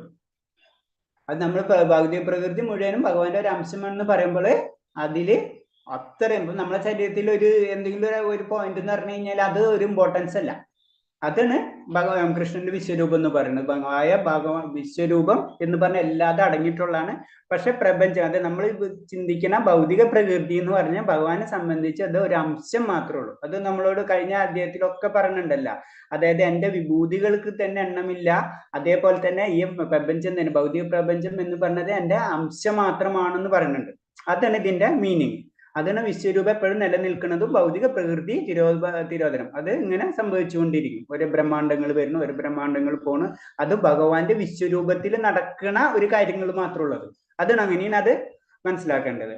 നെക്സ്റ്റ്, കൃഷ്ണന്റെ മറ്റു രൂപങ്ങൾ സദാ പരമവ്യോമത്തിൽ സ്ഥിതിക്കുക, എന്നാൽ വിശ്വരൂപം അങ്ങനെയല്ല. അപ്പൊ കൃഷ്ണന്റെ മറ്റു രൂപങ്ങൾ നമുക്കറിയാം, വൈകുണ്ഠ ലോകങ്ങളെ പറ്റി പറയുന്നതാണ്. അപ്പൊ വൈകുണ്ഠ ലോകങ്ങളുണ്ട്, വിശ്വരൂപമുണ്ട്. ഇത് രണ്ടും വിശ്വരൂപത്തിൽ നമ്മൾ ഭൗതിക പ്രകൃതി മറ്റുള്ള കാര്യങ്ങൾ ഉൾക്കൊണ്ടിട്ടുള്ളതാണ്. പക്ഷെ ആത്മീയ ലോകം എന്ന് പറയുമ്പോൾ അത് വൈകുണ്ഠ ലോകത്തിലേക്ക് പോയി, അത് ഭഗവാന്റെ ഒറിജിനൽ പരമമായ ധാമത്തിലേക്ക് എത്തി. അതാണ് നമ്മൾ ഇതിൽ നിന്ന് മനസ്സിലാക്കേണ്ടത്. പിന്നെ ഒരു ഭക്തന് സാധാരണ രീതി ഈ രൂപത്തിൽ ഭഗവാൻ ദർശിക്കണമെന്ന് വിശേഷാൽ താല്പര്യമുണ്ടാവാറില്ല. ഒരു ഭക്തനെ സംബന്ധിച്ച് പറഞ്ഞു. അപ്പൊ ഭക്തനും കനിഷ്ക ഭക്തനും അങ്ങനത്തെ ഒക്കെ പറയുന്നുണ്ടല്ലോ. അപ്പൊ അതിൽ ഏറ്റവും പ്യുവർ ഡിവോട്ടി ഭക്തനെ സംബന്ധിച്ച് ഒരിക്കലും ഇതേപോലെ തന്നെ വിശ്വരൂപത്തെ ദർശിക്കാൻ ആഗ്രഹം ഉണ്ടാവില്ല. ഭക്തനെ സംബന്ധിച്ച് ഭഗവാനായ ശ്യാമ സുന്ദര രൂപത്തിൽ തന്നെ, ഭഗവാന്റെ ആദിമ രൂപത്തിൽ തന്നെ ദർശിക്കാൻ ആഗ്രഹിക്കുള്ളൂ. അതാണ് നമ്മൾ മാക്സിമം അതിലേക്ക് നമ്മൾ പ്രാക്ടീസ് ചെയ്യുന്നതിന്റെ ഇൻഡയറക്റ്റ് ഉള്ള കാര്യം അത് തന്നെയാണ്. നമുക്ക് ആദിമമായിട്ടുള്ള രൂപമാണ്, നമുക്കറിയാം അത് ഫൈനലാണ്. അതിലേക്ക് നമുക്ക് ആകർഷണം ഉണ്ടാവണം, അല്ലെങ്കിൽ നമ്മൾ ഉണ്ടാക്കി എടുക്കണമാണ് ഇൻഡയറക്റ്റ് ആയിട്ട് പറഞ്ഞു കഴിഞ്ഞാൽ. അപ്പൊ അതാണ് ചെയ്യേണ്ടത്. അപ്പൊ ആകർഷണം എന്ന് പറഞ്ഞത് ഭഗവാനിൽ നിന്നാണ്. ഒറിജിനൽ ഭഗവാൻ ശ്രീകൃഷ്ണനിൽ നിന്ന് മാത്രമേ നമുക്ക് ആ ആകർഷണം ഉണ്ടാവുള്ളൂ. അതാണ് ഒരു സാധാരണ ഭക്തന് ഈ രൂപത്തിൽ ഭഗവാനെ ദർശിക്കാൻ വിശേഷമായ താല്പര്യം ഉണ്ടാവില്ല എന്ന് പറഞ്ഞു. വിശ്വരൂപത്തെ താല്പര്യപ്പിക്കാൻ അത് ശരിക്കും അർജുനൻ പറയണെന്ന് വെച്ച് കഴിഞ്ഞാൽ ആ പ്രകൃതിയിൽ എങ്ങനെയാണ് ഭഗവാൻ നിലനിൽക്കണമെന്ന് മറ്റുള്ള ജനങ്ങൾക്ക്, സാധാരണ ജനങ്ങൾക്ക് മനസ്സിലാക്കാൻ വേണ്ടി നമുക്ക് പറഞ്ഞു തന്നിട്ടുള്ള കാര്യമാണ്. പിന്നെ ഭഗവത് കരുണ മൂലം ഈ രൂപം കാണാനുള്ള കഴിവ് സിദ്ധിച്ചവർ ഒഴികെ ആർക്കും ഈ രൂപം ദർശനമാവില്ല എന്നാണ്. അപ്പൊ ഈ എന്താണ് ഭഗവത് കരുണ മൂലം ഈ രൂപം കാണാനുള്ള കഴിവ് സിദ്ധിച്ചവർക്കൊക്കെ ആർക്കും ഈ രൂപം ദൃശ്യമാവുന്നില്ല. ഞാൻ പറഞ്ഞു രണ്ട് രൂപവും സാധാരണക്കാർക്ക് ദൃശ്യമാവില്ല, നമുക്കറിയാം. അതായത് വിശ്വരൂപവും ദർശിക്കാൻ പറ്റില്ല സാധാരണക്കാർക്ക്, അതേപോലെ തന്നെ ഭഗവാന്റെ ആദിമ രൂപവും ദർശിക്കണമെങ്കിൽ അങ്ങനത്തെ ഭക്തർക്ക് മാത്രമേ വിശ്വരൂപമായാലും അഥവാ ഭഗവാന്റെ ആദിമ രൂപമായാലും ദർശിക്കാൻ പറ്റുള്ളൂ. അതിന് ഭഗവത് കരുണവും ഈ രൂപം കാണാനുള്ള കഴിവ് സിദ്ധിച്ചവർ ഒഴികെ ആർക്കും ഈ രൂപം ദൃശ്യമാവില്ല. കാരണം അർജുനന് തന്നെ അതാണ് അർജുനൻ പറഞ്ഞിട്ടുണ്ടല്ലോ, എനിക്കത് കാണാനുള്ള കഴിവ് അങ്ങേക്ക് ഉണ്ടെങ്കിൽ മാത്രം അങ്ങ് കാണിച്ചു തരാനാണ് പറയുന്നത്. അപ്പൊ അതിന്റെ അർത്ഥം എന്ന് വെച്ച് കഴിഞ്ഞാൽ അത് സാധാരണക്കാർക്ക് കാണാൻ കഴിയില്ല. ഈ സാധാരണ അതായത് നമ്മളെ ഇത് പറഞ്ഞു കഴിഞ്ഞാൽ അതീന്ദ്രിയമായിട്ടുള്ള അതില്ലാത്തിടത്തോളം കാലം നമുക്ക് ഭഗവാനെ ഏത് രൂപത്തിലാണെങ്കിലും നമുക്ക് കാണാൻ കഴിയില്ല. ആറാമത്തെ പശ്യാദിത്യാൻ വസും രുദ്രാനശ്വിനോ മരുതസ്തഥാ ബഹൂന്യാദിഷ്ടപൂർവാണി പശ്യാചര്യാണി ഭാരത. വിവർത്തനം. ഭാരതശ്രേഷ്ഠ, ഇതാ ആദിത്യർ, വസുക്കൾ, രുദ്രന്മാർ, അശ്വിനി ദേവന്മാർ, മരുത്തുക്കൾ, ദേവതമാർ തുടങ്ങി ഇതിനു മുമ്പ് മറ്റാരും കണ്ടിട്ടും കേട്ടിട്ടുമില്ലാത്ത അത്യാശ്ചര്യങ്ങൾ പലതും ദർശിച്ചുകൊള്ളൂ. ഹരേ കൃഷ്ണ. അപ്പൊ ഭഗവാൻ വിശ്വരൂപം കാണിക്കുന്ന സമയത്ത് അർജുനൻ കാണുന്ന രംഗങ്ങളാണ് വിവരിക്കുന്നത്. ഭരതശ്രേഷ്ഠ, ഇതാ ആദിത്യൻ, വസുക്കൾ, രുദ്രന്മാർ, അശ്വിനി ദേവന്മാർ, മരുത്തുക്കൾ, ദേവതമാർ തുടങ്ങി ഇതിനു മുന്നും മറ്റാരും കണ്ടിട്ടും കേട്ടിട്ടുമില്ലാത്ത അത്യാശ്ചര്യങ്ങൾ പലതും ദർശിച്ചുകൊള്ളൂ. അപ്പൊ അർജുനനെ കാണിച്ചു കൊടുക്കണതാണ്. അപ്പൊ ഇതിലൊക്കെ നമുക്കറിയാം മരുത്തുക്കളും രുദ്രന്മാരും ഇതൊക്കെ കഴിഞ്ഞ പ്രാവശ്യം നമ്മൾ വിഭൂതി യോഗത്തിൽ പഠിച്ചതാണ്. അപ്പൊ വിഭൂതി യോഗത്തിൽ ഭഗവാൻ എങ്ങനെ ഉൾക്കൊണ്ടിരിക്കണമെന്ന് വിശ്വരൂപത്തിൽ കൂടെ അർജുനന് കാണിച്ചു കൊടുക്കണതാണ്. ഇതൊക്കെ ഉണ്ടെന്ന് പറഞ്ഞിട്ടുണ്ടെങ്കിലും അതെന്താണെന്ന് ശരിക്കും അത് ലൈവായിട്ട് കാണിക്കണ ഒരു രംഗമാണ് ശരിക്കും വിശ്വരൂപം. കൃഷ്ണന്റെ ആത്മസുഹൃത്തും തികഞ്ഞ അഭിജ്ഞാനമാണെങ്കിലും അർജുനന് കൃഷ്ണനെ കുറിച്ചുള്ള അറിവ് പരിപൂർണമല്ല. അത് നമുക്കറിയാവുന്നതാണ്. കൃഷ്ണനെ കുറിച്ച് ഒരു ഭക്തനും പരിപൂർണമല്ല. ഭഗവാന് തന്നെ ഭഗവാൻ അറിയില്ല എന്നല്ലേ പറയുന്നത്. അപ്പൊ അത്രയാണ് ഭഗവാൻ അചിന്തൻ എന്ന് പറഞ്ഞാൽ നമുക്ക് ചിന്തിക്കുന്നതിന് അപ്പുറത്താണ്. അതെന്ന് പറഞ്ഞു കൃഷ്ണന്റെ ആത്മസുഹൃത്തും തികച്ചും അഭിജ്ഞാനമെങ്കിലും അർജുനനെ കുറിച്ച് അറിവ് പരിപൂർണമല്ല എന്ന് പറയുന്നത്. പിന്നെ ഭഗവാന്റെ നാനാരൂപങ്ങളെയും ആവിർഭാവങ്ങളെയും പൂർണ്ണമായി കേട്ടിട്ട് അറിഞ്ഞിട്ടുള്ള മനുഷ്യരില്ല. അപ്പൊ ഇതും നമുക്കറിയാവുന്ന കാര്യങ്ങളാണ്. ഭഗവാന്റെ നാനാരൂപങ്ങളും ആവിർഭാവങ്ങളും പൂർണ്ണമായി കേട്ടിട്ട് അറിഞ്ഞിട്ടുള്ള മനുഷ്യരില്ല. അപ്പൊ മനുഷ്യരെ ആ ലെവലെന്ന് പറഞ്ഞ അത്രയും താഴ്ന്ന ലെവലിന് മനുഷ്യരെ ജീവിതം. അപ്പൊ അത്രയും ഉയർന്നതായിട്ടുള്ള നമുക്കറിയാം ഈശ്വരന്മാർക്കടക്കം ഭഗവാനെ മനസ്സിലാക്കാൻ കഴിയില്ല എന്ന് പറയുന്നുണ്ട്. അപ്പൊ നമ്മളെ അവസ്ഥ എത്രയും താഴ്ന്നതാണ് നമുക്ക് ചിന്തിക്കാവുന്നതേ ഉള്ളൂ. അതാണ് ഈ ശ്ലോകത്തിൽ കൂടെ പറഞ്ഞു തരുന്നത്. അപ്പൊ ഇതിൽ ഇത്രേ ഉള്ളൂ, ഈ ശ്ലോകത്തിൽ മീനിങ് ഇത്രേ ഉള്ളൂ. കഴിഞ്ഞ പ്രാവശ്യം നമ്മൾ പഠിച്ച വിഭൂതി യോഗത്തിൽ പറഞ്ഞിട്ടുള്ള കാര്യങ്ങൾ ഇൻഡയറക്റ്റ് ആയിട്ട് അത് മുഴുവനും ലൈവായിട്ട് ഇതാ കണ്ടുകൊള്ളൂ എന്ന് പറഞ്ഞിട്ടുള്ളതാണ്. അതിന് ആദിത്യന്മാര്, വസുക്കള്, രുദ്രന്മാര്, അശ്വിനി ദേവന്മാര്, മരുത്തുക്കൾ, ദേവന്മാരെ തുടങ്ങിയ എല്ലാവരെയും ഒന്നിച്ച് ഭഗവാൻ കാണിക്കുന്ന ആ ഒരു ശ്ലോകമാണ് ഇത്.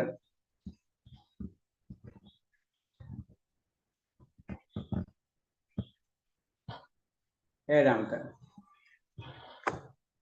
ഹരേ കൃഷ്ണ.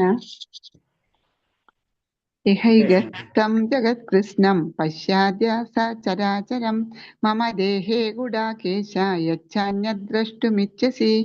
വിവർത്തനം. അല്ലയോ അർജുന, നീ കാണാൻ ഇച്ഛിക്കുന്നതെന്തും ഇപ്പോൾ തന്നെ എന്റെ ശരീരത്തിൽ കണ്ടുകൊള്ളൂ. നീ ഇപ്പോൾ കാണാൻ ആഗ്രഹിക്കുന്നത് മാത്രമല്ല, മേലിൽ കാണാൻ ആഗ്രഹിച്ചേക്കാവുന്നത് പോലും ഈ സർവ ചരാചരങ്ങളും ഇവിടെ ഒത്തിണങ്ങിയിരിക്കുന്നു. ഹരേ കൃഷ്ണ. ഹരേ കൃഷ്ണ. അല്ലേ അർജുന, നീ കാണിച്ചിരിക്കുന്നത് എന്തും ഇപ്പോൾ തന്നെ എന്റെ ശരീരത്തിൽ കണ്ടുകൊള്ളും. നീ ഇപ്പോൾ കാണാൻ ആഗ്രഹിക്കുന്നത് മാത്രമല്ല, മേലിൽ കാണാൻ ആഗ്രഹിച്ചേക്കാവുന്നത് പോലും സർവ്വചരാചരങ്ങളും ഇവിടെ ഒത്തിണങ്ങിയിരിക്കുന്നു. അപ്പൊ ഇത് ഭഗവാൻ എന്താണെന്ന് ഭഗവാൻ ശരിക്കും മറ്റുള്ളവരെ കാര്യം കറക്റ്റായിട്ട് മനസ്സിലാക്കും. നമുക്ക് ആഗ്രഹം മാത്രം നമുക്ക് പറയില്ല, ഇന്നത്തെ കാര്യമല്ല നാളത്തെ കാര്യങ്ങളടക്കം ഭഗവാൻ ചെയ്തു തരുന്ന പോലെ തന്നെ. അപ്പൊ അർജുനന് ഇനിയും കാണാൻ എന്തൊക്കെ ആഗ്രഹം ഉണ്ടാവുമെന്ന് ഭഗവാൻ അറിയാം. അതടക്കം ഭഗവാൻ രൂപത്തിൽ കാണിച്ചു കൊടുക്കുന്ന കാര്യമാണ് പറയുന്നത്. അതാണ് നീ ഇപ്പോൾ കാണാൻ ആഗ്രഹിക്കുന്നത് മാത്രമല്ല, മേലിൽ കാണാൻ ആഗ്രഹിച്ചേക്കാവുന്നത് പോലും. അത്രയും ക്ലാരിറ്റി കൊടുക്കണം. കാരണം ഭഗവാന് ശരിക്കും അറിയാം അർജുനന്റെ ആഗ്രഹങ്ങളും വരാൻ പോകുന്ന ആഗ്രഹങ്ങളും മുഴുവൻ അറിയുന്ന കാരണം കൊണ്ട് അത് മുഴുവനും ഇപ്പോഴേ തന്നെ ഭഗവാൻ അത് കാണിച്ചു കൊടുക്കുന്ന ഒരു ഇതാണ്. അതായത് നമുക്കറിയാവുന്ന പോലെ ഒരു വിദഗ്ധനായ ശാസ്ത്രജ്ഞനും പ്രപഞ്ചത്തിൽ മറ്റിടങ്ങളിൽ നടക്കുന്നത് എന്താണെന്ന് അറിയാനാവില്ല. അർജുനനെ പോലെ ഒരു ഭക്തനാകട്ടെ പ്രപഞ്ചത്തിൽ ഏതൊരു മൂലയിലും അവിടെ നടക്കുന്നത് കാണാം. അവസാനം ഭഗവാന്റെ കരുണ ഉണ്ടെങ്കിൽ എന്താ സംഭവിക്കാന്നാ ഇത് പറയുന്നത്. അതായത് ഒരു ശാസ്ത്രജ്ഞന്റെ കാര്യം പറഞ്ഞു കഴിഞ്ഞാൽ നമുക്കറിയാം ഒരു പ്രപഞ്ചം, അത് നമ്മളൊരു പ്രപഞ്ചം എടുത്തു കഴിഞ്ഞാൽ ഒരു ബ്രഹ്മാണ്ടം എടുത്തിരിക്കും. അപ്പൊ ഇത് അതിൽ തന്നെ നമുക്കറിയാം, ഇപ്പൊ നമ്മൾ ഭൗതികശാസ്ത്രത്തിൽ വെച്ച് നോക്കിയാൽ നമ്മൾ വളരെ ലിമിറ്റഡ് നോളജേ ഉള്ളൂ നമുക്ക്. അപ്പൊ അതിന് പറഞ്ഞു അത് ഈ നമുക്കറിയാം നമ്മളെ ഇതിൽ നിന്ന് നമ്മളെ പ്രപഞ്ചത്തിന് പോട്ടെ അതിനേലും വളരെ നോളജ് നമുക്ക് കുറവാണ്. അപ്പൊ പറയുന്നത് അർജുനൻ ഒരു ഭക്തന്റെ കാര്യം വരുമ്പോൾ എന്ന് പറഞ്ഞു കഴിഞ്ഞാല് പ്രപഞ്ചത്തിലെ ഏതൊരു മൂലയിലും അവിടെ നടക്കുന്നതെന്ന് കാണാം. അതാണ് ഭക്തന്റെ മഹാത്മ്യം എന്ന് പറയുന്നത്. ഭക്തനെ സംബന്ധിച്ച് ഭഗവാന്റെ കരുണ ഉണ്ടെങ്കിൽ എന്ത് കാര്യം എവിടെ നടക്കുന്ന അത് ഭക്തന് മനസ്സിലാക്കാൻ കഴിയും. അതാണ് ഇതിൽ പറഞ്ഞിട്ടുള്ളത്. കാരണം ആ ആഗ്രഹം എന്താണ് ആഗ്രഹം അതടക്കം ഭഗവാൻ നിറവേറ്റി. ഇന്നത്തെ ആഗ്രഹമല്ല നാളത്തെ ആഗ്രഹം ആ ഭക്തന് എന്താ വരാമെന്ന് ഭഗവാൻ അറിയുകയും അതിനനുസരിച്ചിട്ടുള്ള കാര്യങ്ങൾ ഭഗവാൻ ചെയ്തു കൊടുക്കുകയും. അതാണ് ഇതിന്റെ ഒരു ഇൻഡയറക്റ്റ് മീനിങ് വരുന്നത്. കഴിഞ്ഞതോ സംഭവിച്ചുകൊണ്ടിരിക്കുന്നതോ ഭാവിയിൽ സംഭവിക്കാവുന്നതോ എന്തും ദർശിക്കാനുള്ള കഴിവ് കൃഷ്ണൻ അർജുനന് നൽകി. അതാണ് പറഞ്ഞത്. അത്രയും ഭഗവാന്റെ ആയ അചിന്ത്യമായ ശക്തിയുടെ കാര്യമെന്ന് പറഞ്ഞത്. കഴിഞ്ഞതോ സംഭവിച്ചുകൊണ്ടിരിക്കുന്നതോ ഭാവിയിൽ സംഭവിക്കാവുന്നതോ എന്തും ദർശിക്കാനുള്ള കഴിവ് കൃഷ്ണൻ അർജുനന് നൽകി. അപ്പൊ അത്രയും ഇത് ഭഗവാൻ അറിയാം. അർജുനന്റെ ആഗ്രഹങ്ങൾക്കനുസരിച്ചുള്ള എല്ലാ ശക്തികളും ഭഗവാൻ കൊടുക്കുകയാണ്. കൃഷ്ണന്റെ കാരുണ്യത്താൽ അർജുനന് സകലതും കാണാൻ കഴിവുണ്ടാകുന്നു. കാരണം ഇത് കാണാൻ എന്ന് പറഞ്ഞത് നമുക്ക് ചിന്തിക്കണേല അപ്പുറത്തെന്ന് പറയുന്നത് വെച്ച് കഴിഞ്ഞാല് ഭഗവാന്റെ വിശ്വരൂപം എന്ന് പറയുമ്പോ നമ്മളെ രണ്ട് കണ്ണുകൊണ്ട് നമുക്ക് കാണാൻ കഴിയില്ല. വളരെ സിമ്പിൾ ആയിട്ട് ചിന്തിച്ചു കഴിഞ്ഞാൽ നമുക്കറിയാവുന്നതാണ്. കാരണം ഭഗവാന്റെ വിശ്വരൂപം കാണുക എന്ന് പറഞ്ഞു കഴിഞ്ഞാല് അത് സാധാരണ നമ്മളെ ചിന്താഗതിക്ക് അനുസരിച്ച് നമുക്കത് ചിന്തിക്കാനേ പറ്റില്ല. ഈ ലോകത്ത് മുഴുവനും നിറഞ്ഞു നിൽക്കാന്ന് പറഞ്ഞാൽ അതെങ്ങനെ നമ്മൾ കാണാം? ഈ ലോകത്ത് മുഴുവനും നിറഞ്ഞു നിൽക്കുന്ന ഒരു വസ്തുവിനെ കാണാൻ പറഞ്ഞാൽ നമുക്ക് കാണാൻ പറ്റില്ല, ഒരിക്കലും പറ്റില്ല. അപ്പൊ അതിനുള്ളൊരു കഴിവ് ഭഗവാൻ കൊടുത്താൽ മാത്രമേ അതായത് വ്യക്തികൾക്ക് കാണാൻ പറ്റുള്ളൂ. അതാണ് കൃഷ്ണന്റെ കാരുണ്യത്തിൽ അർജുനന് സകലതും കാണാൻ കഴിയുന്നു. അപ്പൊ നമ്മള് ലൈവായിട്ട് കാണണം എന്ന് വെച്ച് കഴിഞ്ഞാൽ അതിനുള്ള ഒരു കഴിവ് ഭഗവാൻ കൊടുക്കണം. അല്ലാണ്ട് വിശ്വരൂപത്തിൽ ഭഗവാൻ നിറഞ്ഞു നിൽക്കണം, ഇതാണ് വിഭൂതി യോഗം, ഇതെല്ലാതെ ഉണ്ടെന്ന് പറഞ്ഞു കഴിഞ്ഞാൽ നമുക്കത് കാണാൻ കഴിയില്ല. കാരണം അതെങ്ങനെ നമ്മൾ സാധാരണ ഭൗതിക ചിന്തിച്ചാൽ നമുക്ക് ചിന്തിച്ചറിയാൻ നമുക്ക് കാണാൻ പറ്റില്ല അത്. അപ്പൊ അത് കാണണമെങ്കിൽ വിശ്വരൂപം കാണണമെങ്കിൽ അതിൻ്റെതായിട്ടുള്ള കഴിവ് അർജുനന് കൊടുത്തിരുന്നു. അത് കാരണം കൊണ്ടാണ് അർജുനത് കാണാൻ കഴിയുന്നത്. 8ാമത്തെ നദോ മാം ശക്യസേ ദ്രഷ്ടും അനേനൈവാസു ചക്ഷുഷാ ദിവ്യം ദദാമി ദേ ചക്ഷു പശ്യ മേ യോഗമൈശ്വര്യം. വിവർത്തനം. പക്ഷെ നിന്റെ ഈ നേത്രങ്ങൾക്ക് ഞാൻ ദൃശ്യനാവില്ല, അതുകൊണ്ട് നിനക്ക് ഞാൻ ദിവ്യ ചക്ഷുഷ നൽകുന്നു. എന്റെ വിഭൂതികളെ യഥേഷ്ടം കണ്ടുകൊള്ളൂ. ഹരേ കൃഷ്ണ. ഹരേ കൃഷ്ണ. അപ്പൊ ആ പറഞ്ഞ പോയിന്റ് തന്നെയാണ്. കാരണം അത് നമുക്കത് കാണണം എന്ന് വെച്ച് കഴിഞ്ഞാൽ അർജുനനെ കാണണം എന്ന് വെച്ച് കഴിഞ്ഞാൽ സാധാരണ അർജുനന്റെ കണ്ണുകൾ കൊണ്ട് അതിൽ പഞ്ചേന്ദ്രിയം കൊണ്ട് ദർശിക്കാൻ സാധ്യമല്ല ഭഗവാനെ. അപ്പൊ ഭഗവാൻ തന്നെ അതിന് ദിവ്യമായ ചക്ഷുസ് അർജുനന് കൊടുക്കണം. ആ വിഭൂതികളെ കംപ്ലീറ്റ് കാണാൻ വേണ്ടിയിട്ടുള്ള ചക്ഷുസ് കൊടുക്കണം. അതാണ് എൻ്റെ വിഭൂതികളെ യഥേഷ്ടം, പക്ഷെ നിന്റെ നേത്രങ്ങൾക്ക് ഞാൻ ദൃശ്യനാവില്ല, അതുകൊണ്ട് നിനക്ക് ഞാൻ ദിവ്യ ചക്ഷുസ് നൽകുന്നു, എൻ്റെ വിഭൂതികളെ യഥേഷ്ടം കണ്ടുകൊള്ളുക. അപ്പൊ അത് അർജുനൻ ഇപ്പൊ ആഗ്രഹിച്ചതും നാളെ ആഗ്രഹിക്കുന്ന കാര്യങ്ങൾ മുഴുവനും മനസ്സിലാക്കി അതിനുള്ളതായിട്ടുള്ള ദിവ്യ ചക്ഷുസ് കൊടുത്ത് അർജുനൻ അത് മുഴുവനും കാണുന്ന ഒരു രംഗമാണ് ഈ ശ്ലോകത്തിൽ പറയുന്നത്. ഒരു ശുദ്ധ ഭക്തൻ കൃഷ്ണന്റെ ദ്വിഭുജ രൂപത്തിലല്ലാതെ വേറെ രൂപത്തിലും കാണാൻ ഇഷ്ടപ്പെടുന്നില്ല. അപ്പൊ ശരിക്കും ഒരു പ്യുവർ ഡിവോട്ടി എന്ന് പറയുമ്പോൾ ആ ഡിവോട്ടിക്ക് എപ്പോഴും ഭഗവാന്റെ ദ്വിഭുജ രൂപം അതാണ് ഇഷ്ടപ്പെടുക, അതിന് ആദിമ രൂപം ഭഗവാന്റെ. അത് കഴിഞ്ഞിട്ടുള്ള ബാക്കിയുള്ള രൂപം കാണാൻ പറ്റുന്നില്ല. പക്ഷെ നമുക്കറിയാം വിശ്വരൂപം എന്തിനാ കാണിച്ചെന്ന് നമ്മൾ പറഞ്ഞ പോയിന്റ്, കുറച്ചടുത്ത് പറഞ്ഞ പോയിന്റ് പോലെ തന്നെ കൃഷ്ണന്റെ വിശ്വരൂപം കാണാൻ മനസ്സിനെ മാറ്റുകയല്ല, വീക്ഷണം മാറ്റുവാനാണ് കൃഷ്ണൻ നിർദ്ദേശിച്ചത്. അപ്പൊ അർജുനൻ പ്യുവർ ഒരു ഡിവോട്ടിയാണ് അല്ലെ, അപ്പൊ പ്യുവർ ഭക്തനാണ്. അപ്പൊ ഭക്തനാണെങ്കിൽ ശരിക്കും ആ വിശ്വരൂപം കാണാൻ ആഗ്രഹിക്കില്ല. അപ്പൊ എന്താ പറയണെന്ന് വെച്ച് കഴിഞ്ഞാൽ ആ വീക്ഷണം മാറ്റം, നമുക്ക് ചില കാര്യങ്ങൾ കാണാൻ വേണ്ടി കാണാന്ന് പറയില്ലേ, അതിനുവേണ്ടി, അതായത് അർജുനൻ അത് കാണാൻ പറയണെന്ന് വെച്ച് കഴിഞ്ഞാൽ നമ്മൾക്ക് വേണ്ടി, അത് സാധാരണ ജനങ്ങൾക്ക് വേണ്ടി വിശ്വരൂപം എങ്ങനെയാണെന്ന് കാര്യം. പക്ഷെ അർജുനൻ ഒരു പ്യുവർ ഡിവോട്ടി കാരണം കൊണ്ട് അർജുനന് ഇഷ്ടം ശരിക്കും എന്താ ഭഗവാന്റെ ആയ ദ്വിഭുജ രൂപത്തിലാണ്. അതാണ് ഭഗവാൻ ഈ വിശ്വരൂപം കാണിച്ചതിന് ശേഷം വീണ്ടും താഴത്തേക്ക് തന്റെ സ്വന്തമായിട്ടുള്ള ആദിമ രൂപത്തിലേക്ക് വരുന്നത് തന്നെ. കാരണം ഒരു ഭഗവാനെ അറിയാം, ഡിവോട്ടിനെ സംബന്ധിച്ച് ഭക്തനെ സംബന്ധിച്ച് ഏറ്റവും ആഗ്രഹമുള്ള കാര്യമായ ഭഗവാന്റെ കൃഷ്ണരൂപമാണെന്ന്. പിന്നെ കൃഷ്ണനുമായുള്ള ആധ്യാത്മിക ബന്ധം പുലർത്തിപ്പോരുന്ന ഭക്തന്മാർ അദ്ദേഹത്തിന്റെ പ്രേമഭാവത്തിലാണ്, അനിശ്ചിതമായ വിഭൂതി പ്രവർത്തനത്തിനല്ല ആകൃഷ്ടരാകുന്നു. അപ്പൊ ഒരു ഏറ്റവും നല്ലൊരു ഭക്തൻ എന്ന് പറയുമ്പോ ഭഗവാന്റെ പ്രേമത്തിലാണ്. നമുക്കറിയാം പ്രേമഭാവമാണ് ഏറ്റവും വലിയ ഭാവം, അതാണ്. അല്ലാണ്ട് വിഭൂതി വലിയ ഡെക്കറേഷൻ ഇല്ലാത്ത ഒരു കാര്യമാണ്. ഭഗവാൻ എന്ന് പറഞ്ഞു കഴിഞ്ഞാൽ അത്തരം സിംപ്ലിസിറ്റി ഉണ്ടല്ലോ, അതാണ് ശരിക്കും ഒരു ഭക്തൻ എപ്പോഴും ആഗ്രഹിക്കുന്നത്. ആ പ്രേമ രൂപത്തിലാണ് ഭഗവാനെ എല്ലാവരും കാണുന്നത്. അപ്പൊ ഒരു വിശ്വരൂപത്തിലല്ല എന്ന് പറയുന്നത്. കൃഷ്ണനോടൊപ്പം കളിച്ചു വന്ന കുട്ടികളെല്ലാം പരിശുദ്ധമായ ജീവാത്മാക്കളാണെന്നും അനേകായിരം ജന്മങ്ങൾ കൊണ്ട് ഇവർക്ക് കൃഷ്ണനുമായി കളിക്കാൻ സാധിച്ചെന്നും പ്രസ്താവിച്ചിട്ടുണ്ട്. ഭഗവത്തിൽ പറഞ്ഞിട്ടുള്ള പോയിന്റാണ്. ആ ബാലന്മാർ കൃഷ്ണന്മാൻ പരമദിമോത്ത പുരുഷനെന്ന് അറിഞ്ഞിരുന്നില്ല, അവർക്ക് കൃഷ്ണൻ ഉറ്റ സുഹൃത്താണ്. അപ്പൊ നമ്മൾ സാധാരണ രീതിയിൽ ചിന്തിക്കുന്നത്, ഭൗതികമായിട്ട് ചിന്തിച്ചു കഴിഞ്ഞാൽ നമുക്കറിയാം ഈ ചെറിയ കുട്ടികൾ ഭഗവാന്റെ കൂട്ടുകാര് അവരൊക്കെ എന്ന് പറയുമ്പോൾ ഭഗവാനായിട്ട് കളിച്ചും വഴക്കടിച്ചൊക്കെ നടക്കുന്ന ഒരു രംഗമുണ്ട്. അപ്പൊ ശരിക്കും കഴിഞ്ഞാൽ ഭഗവാൻ പരമദിവ്യോത്തമ പുരുഷനായിട്ട് ഇവരായിട്ട് എന്താണ് ഇങ്ങനെ നടക്കണമെന്ന് ചിന്തിക്കുമ്പോൾ അതെന്ന് പറഞ്ഞു വരുന്നതെന്ന് വെച്ച് കഴിഞ്ഞാല് അവര് അത്തരം ജന്മങ്ങൾ കൊണ്ടാണ് അവരായ അതിന് പരിശുദ്ധമായ ജീവാത്മാക്കൾ അനേകായിരം ജന്മങ്ങൾ കൊണ്ടാണ് അവര് ആ രൂപത്തിലേക്ക് എത്തിയിട്ടുള്ളത്. അപ്പൊ അത്രയും ജന്മങ്ങൾക്ക് ശേഷമാണ് ഭഗവാൻ ഒരു കളിക്കൂട്ടുകാരനായിട്ട് അവർക്ക് കിട്ടുന്നത്. അപ്പൊ നമ്മൾ ചിന്തിക്കുന്ന കളിക്കൂട്ടുകാരല്ല അവര്, അത്രയും പ്യുവർ ഡിവോട്ടീസ് ആണ് അവര്. അപ്പൊ അത്രയും ലെവലിലേക്ക് എത്തണമെങ്കിൽ എത്ര ജന്മങ്ങൾ ഭഗവാനിലേക്ക് നമ്മൾ അർപ്പണം ചെയ്തതിന് ശേഷമാണ് അങ്ങനത്തെ ഒരു ഡിവോട്ടി ആയിട്ട് മാറുന്നത്. ആണ് അതില് പറഞ്ഞു തരുന്നത്. 9ാമത്തെ. ഹരേ കൃഷ്ണ. ഹരേ കൃഷ്ണ. സഞ്ജയ ഉവാച ഏവമുക്ത്വാ തതോ രാജൻ മഹായോഗേശ്വരോ ഹരി ദർശയാമാസ പാർത്ഥായ പരമം രൂപമൈശ്വരം. വിവർത്തനം. സഞ്ജയൻ പറഞ്ഞു, അല്ലയോ രാജാവേ, ഇങ്ങനെ പറഞ്ഞിട്ട് യോഗേശ്വരനായ കൃഷ്ണ ഭഗവാൻ തന്റെ ദിവ്യമായ വിശ്വരൂപം അർജുനന് പ്രത്യക്ഷപ്പെടുത്തി. പിന്നത് പറയണോ? ഹരേ കൃഷ്ണ. പറഞ്ഞിട്ട് പോകുന്നത്. അപ്പൊ സഞ്ജയൻ പറഞ്ഞു, അപ്പൊ സഞ്ജയനാണല്ലോ ഇതെല്ലാം കണ്ടുകൊണ്ടിരിക്കുന്നത്. അപ്പൊ യുദ്ധരംഗത്തുള്ള കാര്യങ്ങൾ മുഴുവൻ കണ്ടുകൊണ്ടിരിക്കുന്നത്, അത് ധൃതരാഷ്ട്രർക്ക് പറഞ്ഞുകൊണ്ടിരിക്കുന്നത്. അപ്പൊ അതെന്ന് പറയുന്നത് സഞ്ജയൻ പറഞ്ഞു, അല്ലയോ രാജാവേ, ഇങ്ങനെ പറഞ്ഞിട്ട് യോഗേശ്വരനായ കൃഷ്ണൻ ഭഗവാന്റെ ദിവ്യമായ വിശ്വരൂപം അർജുനന് പ്രത്യക്ഷപ്പെടുത്തി കൊടുത്തു. വിഭൂതി യോഗം അതെല്ലാം കൂടെ എങ്ങനെയാണ് ഈ വിശ്വത്തില് നിൽക്കുന്നതിന് ആ വിഭൂതി യോഗം ഇത് കംപ്ലീറ്റ് അർജുനന് കാണിച്ചു കൊടുക്കണം. ആ രൂപം കാണിച്ചു കൊടുക്കുന്നതാണ് ആ ശ്ലോകത്തിൽ കൂടി പറയുന്നത്. ആ രൂപമാണ് ഇനി വർണ്ണിക്കുന്ന ശ്ലോകങ്ങളാണ് 10ഉം 11ഉം. അത് വായിച്ചു മതി. ഭഗവാന്റെ ആ രൂപം വിശ്വരൂപമാണ് പറയുന്നത്.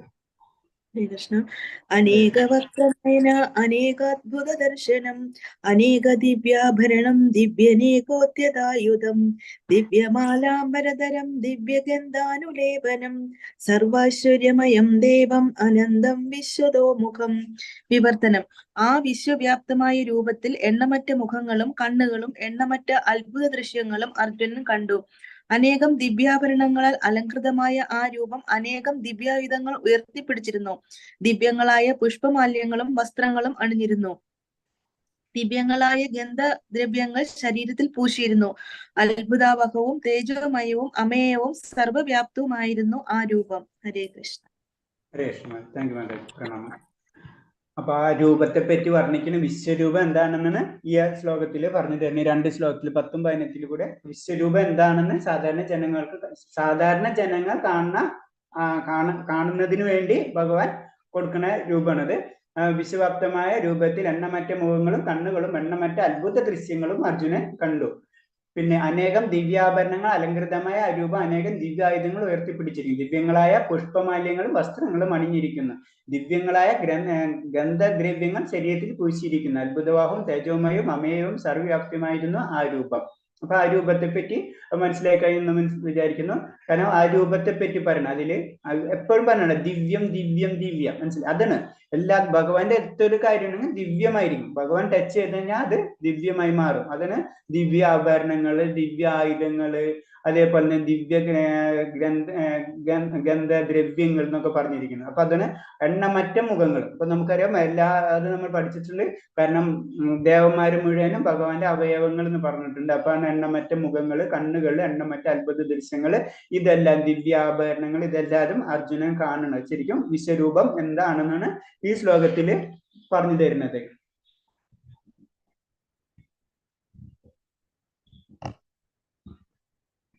അതിൽ പറഞ്ഞത് തന്നെയാണ് പോയിന്റ്. പ്രപഞ്ചത്തിലെങ്ങുമായി ചിതറിക്കിടക്കുന്ന ഈ ആവിഷ്കാരങ്ങൾ കൃഷ്ണന്റെ കാരുണ്യത്തിൽ ഒരിടത്തിരുന്നു കൊണ്ട് അതെല്ലാം ഒരേ സമയം കാണാൻ അർജുനൻ സാധിച്ചു. കൃഷ്ണന്റെ മഹാപ്രഭാവമാണ് ഇതിന് കാരണം. അപ്പൊ അതാണ് ഞാൻ പറഞ്ഞത്. കുറച്ചു നേരത്തെ ഞാൻ പറഞ്ഞില്ല, അപ്പൊ നമുക്ക് ചിന്തിക്കാൻ പറ്റില്ല. നമ്മൾ വിശ്വത്തില് ഭഗവാൻ നിൽക്കുന്നുണ്ടെന്ന് പറഞ്ഞു കഴിഞ്ഞാൽ നമുക്ക് അത് മനസ്സിലാക്കാൻ കഴിയില്ല. അത് കാണണമെന്ന് വെച്ച് കഴിഞ്ഞാൽ ദിവ്യമായ ചക്ഷുസ് നമുക്ക് ഉണ്ടായേ പറ്റുള്ളൂ. അപ്പൊ അത് ശരിക്കും അർജുനനുള്ളത് കാരണം കൊണ്ട് അതിങ്ങനെ ലൈവായിട്ട് കാണുന്ന പോലെയാണ്. അതിന് ഒരിടത്തിരുന്നു കൊണ്ട് കൃഷ്ണന്റെ കാരുണ്യത്താൽ ഒരിടത്തിരുന്നു കൊണ്ട് അതെല്ലാം ഒരേ സമയം അർജുനന് കാണാൻ സാധിക്കും. അല്ലെങ്കിൽ നമുക്കറിയാം, നമ്മള് ഇപ്പൊ അത്രയും നമുക്ക് കണ്ണുകൊണ്ട് കാണാനുള്ള ശക്തി ഒരു പരിധി വരുള്ളൂ. അതിന്റെ അപ്പുറത്തുള്ള വസ്തുക്കളെ തന്നെ നമുക്ക് കാണാൻ പറ്റില്ല. അപ്പൊ ഭഗവാന്റെ രൂപം ഒന്നിച്ച് കാണാന്ന് പറഞ്ഞു കഴിഞ്ഞാൽ തന്നെ അതിന് നമുക്കായിട്ടുള്ള കഴിവ് ഭഗവാൻ തന്നാൽ മാത്രമേ നടക്കുള്ളൂ. അതാണ് ഇതില് പറഞ്ഞിട്ടുള്ളത്. 12ാമത്തെ. ഹരേ കൃഷ്ണ. ദിവി സൂര്യസഹസ്രസ്യ ഭവേദ്യുഗപദുത്ഥിത യദി ഭാസദൃശീ സാ സ്യാത് ഭാസസ്തസ്യ മഹാത്മനാ. വിവർത്തനം. 1000 സൂര്യന്മാർ ഒരേ സമയം ഉദിക്കുകയാണെങ്കിൽ ഉളവാകുന്ന പ്രകാശത്തോട് തുല്യമായിരുന്നു ആ വിശ്വാത്മകമായ ഭഗവത് രൂപത്തിന്റെ പ്രഭാപൂരം. ഹരേ കൃഷ്ണ. ഹരേ കൃഷ്ണ.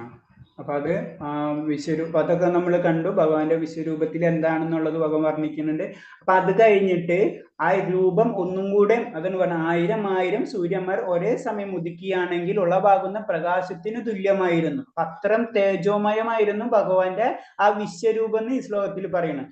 ആ വിശാത്മകരമായ ഭഗവത് രൂപത്തിന്റെ പ്രഭാവ രൂപമായ ജ്യോതിസ് തന്നെ നമുക്ക് ചിന്തിക്കാൻ പറ്റാവുന്നതിനപ്പുറം നിന്ന് ഈ ശ്ലോകത്തിൽ കൂടെ പറഞ്ഞു. 1000 സൂര്യന്മാർ ഒരേ സമയം ഉദിച്ച പോലെ എന്ന് പറയുമ്പോൾ അതിന്റെ പ്രഭാപൂരാണ് അതിൽ പറഞ്ഞ വിശ്വരൂപത്തിന്റെ പ്രഭാപൂരാണ് ഈ ശ്ലോകത്തില് പറഞ്ഞു തരുന്നത്. അതായത് സഞ്ജയനോ ധൃതരാഷ്ട്ര ആ സമയത്ത് രണാങ്കണത്തിൽ ഉണ്ടായിരുന്നില്ല. എങ്കിലും അവർ നടക്കുന്നതെല്ലാം വ്യാസന്റെ അനുഗ്രഹം കൊണ്ട് സഞ്ജയന് കാണുന്നു. അപ്പൊ ആ വിശ്വരൂപം എന്താണെന്ന് ശരിക്കും സഞ്ജയൻ കാണുന്നുണ്ട്. അതാണ് സഞ്ജയൻ. പക്ഷെ ധൃതരാഷ്ട്രർ കാണുന്നില്ല.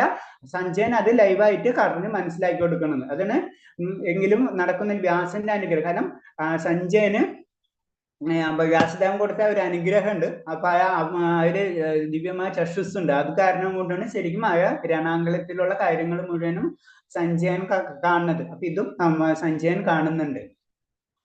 പിന്നെ ഊഹിക്കാവുന്ന ഒരു പ്രതിഭാസത്തോടെയാണ് 1000 സൂര്യന്മാർ ഒരുമിച്ചുള്ള ഉദയത്തോട് ഉപമിച്ചുകൊണ്ട് അദ്ദേഹം അക്കാര്യം നിർവഹിക്കുന്നു. അപ്പൊ അത് നമുക്ക് ചിന്തിക്കുന്നതിനും അപ്പുറത്തുനിന്നുള്ള ഒരു കാര്യമാണ്. അത്രയും സൂര്യന്മാർ ഒന്നിച്ചു വരാ എന്ന് പറയുമ്പോൾ തന്നെ നമുക്ക് സാധാരണ നമുക്ക് ഒരു സൂര്യനെ തന്നെ നമുക്ക് നോക്കാൻ പറ്റാത്ത സമയത്താണ് 1000 സൂര്യന്മാർ ഒന്നിച്ചു വരാന്ന് പറയുമ്പോൾ തന്നെ അത് കാണാന്ന് വെച്ച് കഴിഞ്ഞാൽ സാധാരണ വ്യക്തികൾക്ക് ഒരിക്കലും ചിന്തിക്കുന്നതിന്റെ അപ്പുറത്ത് നമുക്ക് ഒരു സൂര്യനെ തന്നെ നേരെ നമുക്ക് നോക്കാൻ പറ്റുന്നില്ല. അപ്പൊ 1000 സൂര്യന്മാരെ അത്രയും പ്രഭാവപൂരമാണ് ഭഗവാന്റെ വിശ്വരൂപം എന്ന് പറയുമ്പോൾ തന്നെ നമ്മളെ ചിന്തയിൽ നിന്ന് അചിന്തമാണല്ലോ, നമ്മളെ ചിന്തയിലേക്ക് നിന്ന് അപ്പുറത്തമാണ് ഈ കാര്യങ്ങള്. 13. ഹരേ കൃഷ്ണ. തത്രൈകസ്തം ജഗത്കൃഷ്ണം ബ്രവീഭക്താമനേകദാ അപശ്യദേവ ദേവസ്യ ശരീരേ പാണ്ഡവസ്തഥാ. വിവർത്തനം. വിശ്വാത്മകമായ ആ ഭഗവത് രൂപത്തിൽ അപരിമേയമായ പ്രപഞ്ചത്തിന്റെ നാനാ വിഭാഗങ്ങളും ഒരേ സമയം അർജുനന് കാണാൻ സാധിച്ചു. ഹരേ കൃഷ്ണ. ഹരേ കൃഷ്ണ.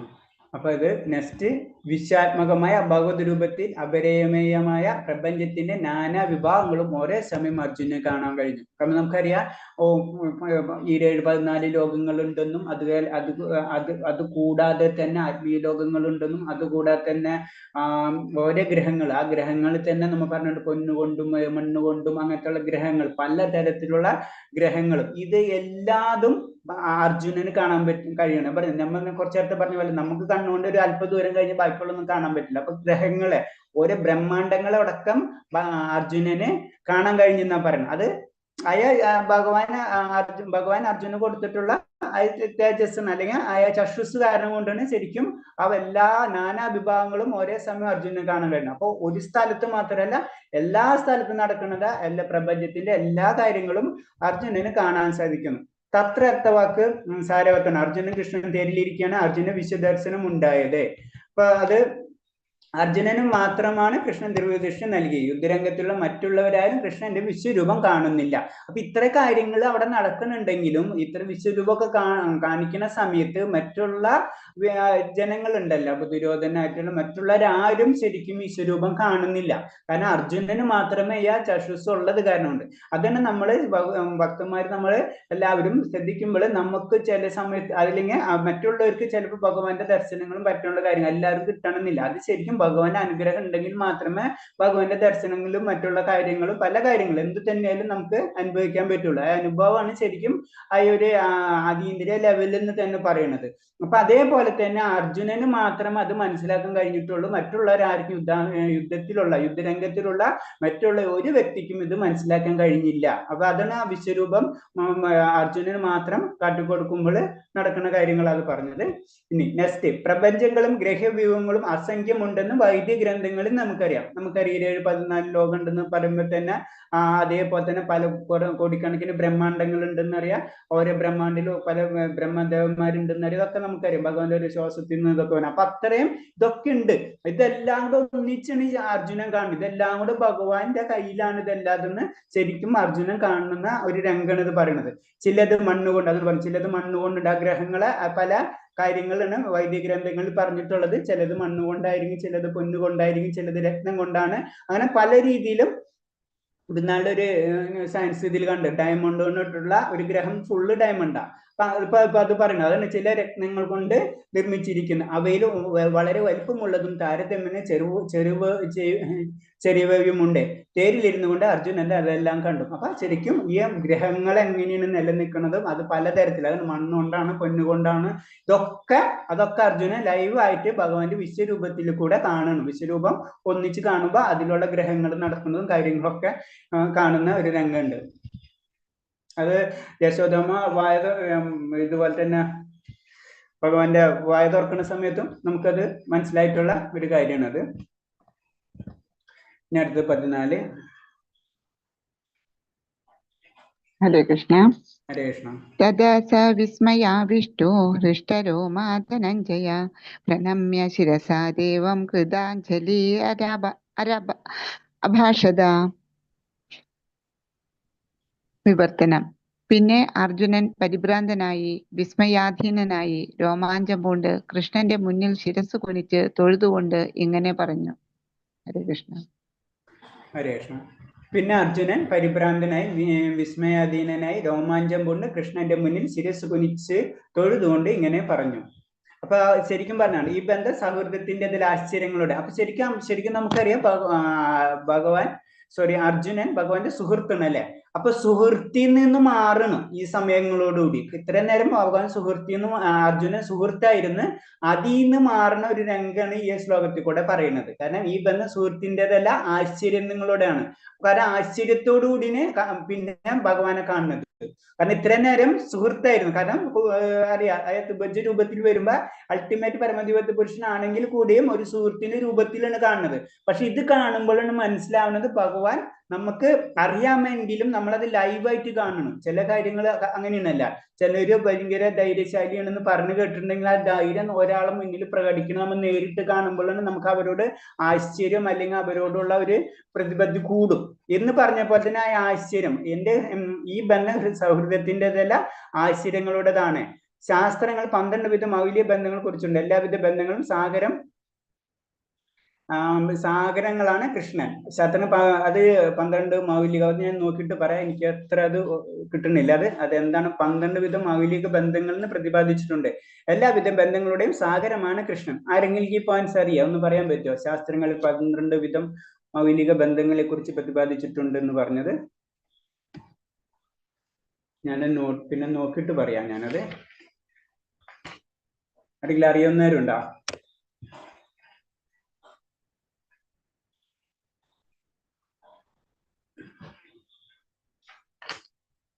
അപ്പൊ നാളത്തെ ഒരു ഹോംവർക്ക് ആയിക്കോട്ടെ. ഇതൊന്ന് നോട്ട് ചെയ്തിട്ട് ആരെങ്കിലും ഒന്ന് സ്റ്റഡി ചെയ്തിട്ട് ഒന്ന് പറയാം. ആരായാലും മതി. അടുത്ത ക്ലാസ്സിലേക്ക്. ശാസ്ത്രങ്ങളിൽ 12 വിധം മൗലിക ബന്ധങ്ങളെ കുറിച്ച് പ്രതിപാദിച്ചിട്ടുണ്ട്. എല്ലാവിധ ബന്ധങ്ങളും സാഗരമാണ് കൃഷ്ണൻ. ഇതാരെങ്കിലും എല്ലാവരും ചെയ്തു നോക്കാം. അതിനോട്ടൊന്ന് അടുത്ത ക്ലാസ്സിൽ ഒന്ന് പറയാം. ഓക്കെ. പിന്നെ അർജുനൻ പരിഭ്രാന്തനായി. അപ്പൊ ഇത് പറയുന്നത് ഇതിലായ ട്രാൻസ്ഫോർമേഷൻ എന്ന് പറയില്ല, നമ്മളായ സൗഹൃദത്തിൽ നിന്ന് ആ വിസ്മയം, ഭഗവാൻ എന്താണെന്ന് ശരിക്കും കാണുമ്പോഴാണ് ആ ആശ്ചര്യം വരുന്നത്. അപ്പൊ സൗഹൃദത്തിൽ നിന്ന് കഴിഞ്ഞ് അടുത്ത ലെവലിലേക്ക് കടക്കണം, ആശ്ചര്യത്തിലേക്ക് കടക്കണം. പിന്നത്തെ സെക്ഷൻ വരുന്നുണ്ട്. പിന്നെ ഭയാനകമാവുന്ന ഒരു രംഗം പിന്നീടുള്ള ശ്ലോകങ്ങളിൽ വരുന്നത്. ആദ്യം ആശ്ചര്യമാണ്, അതിന് ഇതിൽ പറഞ്ഞ രോമാഞ്ചം വരുന്നുണ്ട് അർജുനന്. കാരണം നമ്മൾ ഒരു കാണാത്ത ഒരു കാര്യം കാണുമ്പോൾ ആശ്ചര്യം രോമാഞ്ചം ഒന്നിച്ച് വരുന്ന ഒരു രംഗമാണ്. അത്രയും ആ ഒരു വിശ്വരൂപത്തിന്റെ പ്രത്യേകതയാണ് അത് കാണിക്കുന്നത്. അത് കഴിഞ്ഞിട്ടാണ് പിന്നീടുള്ള ശ്ലോകങ്ങൾ ഓരോ സ്റ്റെപ്പായിട്ട് ഭഗവാൻ അർജുനനെ കാണുമ്പോൾ പിന്നെ ലാസ്റ്റ് ഭയാവനോടുകൂടി പറയുന്നത്, ഭഗവാൻ എനിക്കിതൊന്നും വേണ്ട, അങ്ങോട്ട് ആ രൂപം തന്നെ പഴയ രൂപത്തിലേക്ക് വരാൻ പറയുന്നത്. ഇവിടെ അർജുനൻ ആശ്ചര്യത്തിന്റെ ബന്ധത്താൽ പ്രചോദിതനാണ്. ആ മഹത് ദർശനത്താൽ പ്രകൃത്യാ നിയമാത്മവും ശാന്തനും അദ്ദേഹം വികാരാതീതനായി രോമാഞ്ചം കൊണ്ട് കൈപൂക്കി ഭഗവാനെ പ്രണമിക്കുന്നു. അപ്പൊ അത് ഒരു ആശ്ചര്യം കൊണ്ട്, കാരണം ഇത്രയും വലുതാണല്ലോ ഭഗവാൻ, ഞാൻ പ്രതീക്ഷിച്ചതിനേലും അപ്പുറത്താണല്ലോ. അപ്പൊ നമ്മളായ വിനയം ഓട്ടോമാറ്റിക് ആയിട്ട് വരും അല്ലെ. നമ്മൾ ചില വ്യക്തികളെ കാണുമ്പോൾ നമ്മൾ സാധാരണ രീതിയിൽ സംസാരിക്കും, അധികമായിട്ട് ചിന്തിച്ച് വളരെ ഇതിൽ സമയമായിട്ട് സംസാരിച്ചുകൊണ്ടിരിക്കുന്ന സമയത്ത് പെട്ടെന്ന് അയാൾ അറിയണം, അയാൾ കളക്ടർ എന്ന് പറയും, പെട്ടെന്ന് നമുക്ക് അയാളോട് പെട്ടെന്ന് ഒരു ചേഞ്ചസ് വരും അല്ലെ. അപ്പൊ ആ ഒരു രീതിയാണ് അതിനകത്ത്. അപ്പൊ അവിടെ റെസ്പെക്ട് ഇൻഡയറക്റ്റ് ആയിട്ട് വരുന്നത്. അതാണ് രോമാഞ്ചം കൊണ്ട് കൈപൂക്കി ഭഗവാനെ നേരിട്ട് എന്താണെന്ന് മനസ്സിലാകും. അല്ലെങ്കിൽ നമ്മളെ കൂടെ നടന്നു വരുന്ന വ്യക്തി നാളെ കളക്ടറായ വണ്ടിയിൽ വരുന്ന കളക്ടറാണെന്ന് നമ്മൾ കാണുമ്പോൾ ഉണ്ടാവുന്ന ഒരു രംഗം നമ്മൾ ചിന്തിച്ചാൽ അറിയാം നമുക്ക്. കാരണം അതോടുകൂടി നമ്മളെ കൂട്ടുകാരനായിരുന്ന വ്യക്തിന് നാളെ കളക്ടറായിട്ട് വരുന്ന കാണുമ്പോൾ ഉണ്ടാവുന്ന ഒരു രംഗം ഉണ്ടല്ലോ, അതാണ് വിശ്വരൂപം കാണുമ്പോൾ അർജുനന് ഉണ്ടാവുന്ന രംഗം. സ്വന്തം കൂട്ടുകാരനാണ്, ആ കൂട്ടുകാരൻ ഇത്രയും വലുതാണല്ലോ, എനിക്കറിയാം ആള് വലുതാണ്, പക്ഷെ ആ രംഗം നേരിട്ട് കാണുമ്പോഴാണ് കുറച്ചും കൂടെ ആ എഫക്റ്റ് ഫീൽ ചെയ്യുന്നത്. ആ എഫക്റ്റ് ഫീൽ ചെയ്യാൻ വേണ്ടി തന്നെയാണ് ഭഗവാൻ ആ വിശ്വരൂപം കാണിച്ചു കൊടുക്കുന്നത് തന്നെ. നെക്സ്റ്റ് 15 അർജുന ഉവാച. ഹരേ കൃഷ്ണ. അർജുന ഉവാച പശ്യാമി ദേവാംസ്തവ ദേവദേഹേ സർവാംസ്തഥാ ഭൂതവിശേഷസംഘാൻ ബ്രഹ്മാണമീശം കമലാസനസ്ഥം ഋഷീംസ സർവാനരുഗാംശ ദിവ്യാൻ. വിവർത്തനം. അർജുനൻ പറഞ്ഞു, കൃഷ്ണ, അവിടുത്തെ ശരീരത്തിൽ സകല ദേവന്മാരെയും മറ്റ് സകല ജീവജാലങ്ങളെയും ഞാൻ കാണുന്നു. മാത്രമല്ല താമരപ്പൂവിൽ ഇരുന്നരുളുന്ന ബ്രഹ്മദേവൻ, അതുപോലെ ശിവൻ, ഋഷികൾ, ദിവ്യ സർപ്പഗണങ്ങൾ എന്നിവരെയും ഞാൻ കാണുന്നു. ഹരേ കൃഷ്ണ. കൃഷ്ണ. അപ്പൊ ഇത് തന്നെയാണ് ഭഗവാന്റെ ആ രൂപത്തിൽ കാണുന്ന പല രംഗങ്ങളാണ്. ആദ്യം 1000 സൂര്യന്മാരെ പോലെ പ്രഭാവം, അതേപോലെ 1000 കണ്ണുകള്, രുദ്രദേവൻ, ആദിത്യൻ, മരുത്തുകൾ, ഇതെല്ലാതും കാണുന്നത്, പിന്നെ പലതരം ഗ്രഹങ്ങൾ കാണുന്നത്. അതേപോലെ തന്നെ അതിങ്ങനെ വർണ്ണിക്കണം. ആ വർണ്ണന വിശ്വരൂപം എന്ന് പറഞ്ഞു കഴിഞ്ഞാൽ ഭഗവാന്റെ വർണ്ണനയാണ്. ഭഗവാൻ എങ്ങനെ അഭിഭൂതി യോഗം, ഭഗവാൻ എങ്ങനെ വിശ്വപ്രപഞ്ചത്തിൽ നിലനിൽക്കുന്നു പറയുന്ന കാര്യശ്ലോകങ്ങളാണ് പറഞ്ഞുകൊണ്ടിരിക്കുന്നത്. കൃഷ്ണ, അവിടുത്തെ ശരീരത്തിൽ സകല ദേവന്മാരും മറ്റ് സകല ജീവജാലങ്ങളെയും ഞാൻ കാണുന്നു. മാത്രമല്ല താമരപ്പൂവിൽ ഇരുന്നരുളുന്ന ബ്രഹ്മദേവൻ, അതേപോലെ തന്നെ ശിവൻ, ഋഷികൾ, ദിവ്യ സർപ്പഗണങ്ങൾ എന്നിവയും ഞാൻ കാണുന്നു. അപ്പൊ അത്രയും, അപ്പൊ ശിവനായാലും ബ്രഹ്മദേവനായാലും എല്ലാവരും ഭഗവാന്റെ ഉള്ളിൽ ഉൾപ്പോകുകയാണെന്ന് ശരിക്കും ഈ ശ്ലോകത്തിൽ തന്നെ നമുക്ക് മനസ്സിലാക്കാം. അപ്പൊ എല്ലാവരും പറയുന്ന പോലെ തന്നെ ബ്രഹ്മാവാണ് വലുത്, ശിവനാണ് വലുത്, വിഷ്ണുവാണ് വലുത് എന്നൊക്കെ പറയുമ്പോ ഈ ശ്ലോകം കോട്ട് ചെയ്യുന്നതോടുകൂടി സംഗതി എല്ലാവരും അവിടെ വെച്ച് ക്ലിയർ ആവുന്നു. കാരണം ഇതെല്ലാതും ഭഗവാന്റെ വിശ്വരൂപത്തിലുള്ളതാണ്. അത്രേ ഉള്ളൂ, വിശ്വരൂപത്തിലുള്ള പാർട്ടാണ് ഇതൊക്കെ. അപ്പൊ കാരണം അതിൽ ഏതൊക്കെ കാണുന്നുണ്ട്? താമരപ്പൂവിൽ ബ്രഹ്മദേവനുണ്ട്, അതുപോലെ തന്നെ ശിവനുണ്ട്, ഋഷികളുണ്ട്, ദിവ്യ സ്പർശങ്ങളെല്ലാതും ഈ ശ്ലോകത്തിൽ കൂടെ പറഞ്ഞ് ഇത് മുഴുവനും ഭഗവാന്റെ വിശ്വരൂപത്തിലുള്ളതാണ്. അപ്പൊ അത് കഴിഞ്ഞിട്ടാണ് ഭഗവാന്റെ അതൊക്കെ ഒരു ഇതുള്ളൂ. അത് കഴിഞ്ഞിട്ടാണ് ഭഗവാന്റെ അത്രയാണ് ഭഗവാന്റെ ശക്തി എന്ന് പറഞ്ഞത്, അചിന്ത്യ ശക്തി. ഇതൊക്കെ ഭൗതിക പ്രകൃതിയുടെ ഒരു കാര്യങ്ങളാണ്. ജീവാത്മാക്കളെല്ലാതും ഇതൊക്കെ ജീവാത്മാക്കളാണ്. അത് മുഴുവനാണ് ഭഗവാനിന്റെ വിശ്വരൂപത്തിൽ കൂടെ നമുക്ക് കാണാം. അപ്പൊ ഭഗവാൻ എന്ന് പറയുന്നത് അതിന്റെ എത്ര അപ്പുറത്താണെന്ന് നമുക്ക് ചിന്തിക്കാൻ കഴിയില്ല എന്നാണ് കൂടിയാണ് ഈ ശ്ലോകം നമുക്ക് പറഞ്ഞു തരുന്നത്. അപ്പൊ അത്രയാണ് ആ ലെവല്. അപ്പൊ നമ്മൾ നോക്കുന്നത് ഭഗവാൻ എന്ന് പറയുന്നത്, ഭഗവാൻ ശ്രീകൃഷ്ണൻ എന്ന് പറയുന്നത് അത്തരം ദൂരത്താണ് നമ്മൾ നിൽക്കുന്നത്. കാരണം ഈ ഋഷിമാർക്ക് അടക്കം മറ്റുള്ളവരെ രൂപത്തിലൊന്നും വിശ്വരൂപത്തിലേക്ക് മാത്രമേ അവർക്ക് ചാൻസ് കിട്ടിയിട്ടുള്ളൂ. മറ്റുള്ള രൂപത്തിലേക്ക് അപ്പുറത്തേക്ക് കടക്കാനുള്ള അത് അവർക്ക് കിട്ടിയിട്ടില്ല. അതിന് ബ്രഹ്മാവിന് തന്നെ നമുക്കറിയാവുന്ന ഒരു കഥയാണല്ലോ. ബ്രഹ്മാവിന് തന്നെ ചെന്ന് കാണുന്ന സമയത്ത് ഏത് ബ്രഹ്മാവ് എന്ന് ചോദിക്കും. ബ്രഹ്മാവ് അത്ഭുതപ്പെടുന്ന രംഗങ്ങളൊക്കെ നമുക്കറിയാവുന്നതാണ്. കാരണം അത്രയാണ്. അപ്പൊ ഒരു ബ്രഹ്മാവിന് പോലും ഭഗവാൻ എന്താണെന്ന് മനസ്സിലാവാത്ത പിന്നെ നമ്മൾ എങ്ങനെയാണ് അതിന്റെ അപ്പുറത്തേക്ക് വരാം? അതുകൂടി മനസ്സിലാക്കാൻ വേണ്ടിയാണ് ഭഗവാൻ വിശ്വരൂപത്തിൽ കൂടെ ഇങ്ങനെ പല കാര്യങ്ങളും നമുക്ക് കോണ്ടാക്ട് ചെയ്ത് പറഞ്ഞു തരുന്നത്. അപ്പൊ സാധാരണ വ്യക്തിയല്ല ഭഗവാൻ എന്നാണ് നമ്മൾ ഇതിൽ നിന്ന് മനസ്സിലാക്കേണ്ടത്. പ്രപഞ്ചത്തിലുള്ളതെല്ലാം അർജുനൻ കാണുകയാണ്. ഗർഭോദ്ദേശ വിഷ്ണുവുള്ള മെത്തയുള്ള ദിവ്യ സർപ്പത്തിന്റെ പേരാണ് വാസുകി. അപ്പൊ വാസുകി എന്ന് പറഞ്ഞു കഴിഞ്ഞാൽ അത് പറഞ്ഞില്ല, ദിവ്യ സർപ്പഗണങ്ങൾ ഇത് പറഞ്ഞില്ല. അപ്പൊ അതില് ഗർഭോദ്ദേശ വിഷ്ണുവിന്റെ ഗർഭം നമുക്കറിയാം. ഫസ്റ്റ് നമ്മള് കാരണോദായ വിഷ്ണു, ഗർഭോദ്ദേശ വിഷ്ണു, അതുപോലെ തന്നെ ക്ഷീരോദാശ. അപ്പൊ ഗർഭോദ്ദേശ വിഷ്ണുവിന്റെ മെത്തയിന് ദിവ്യ സർപ്പത്തിന്റെ പേരാണ് വാസുകി.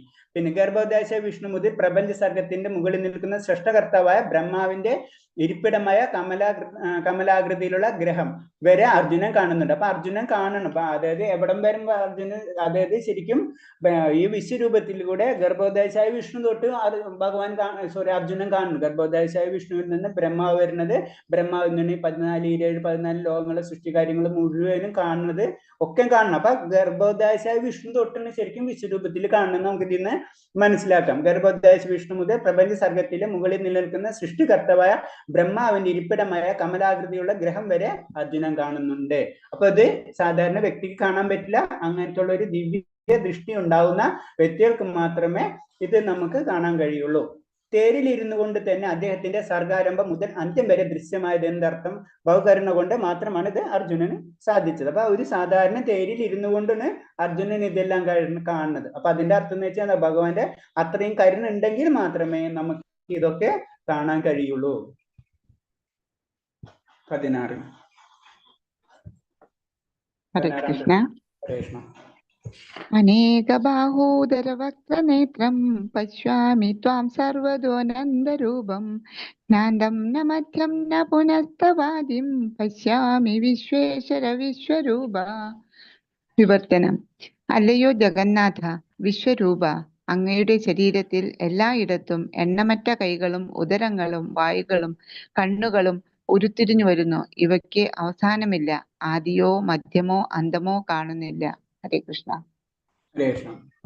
അത് ആ ശ്ലോകം ഇത് തന്നെയാണ്.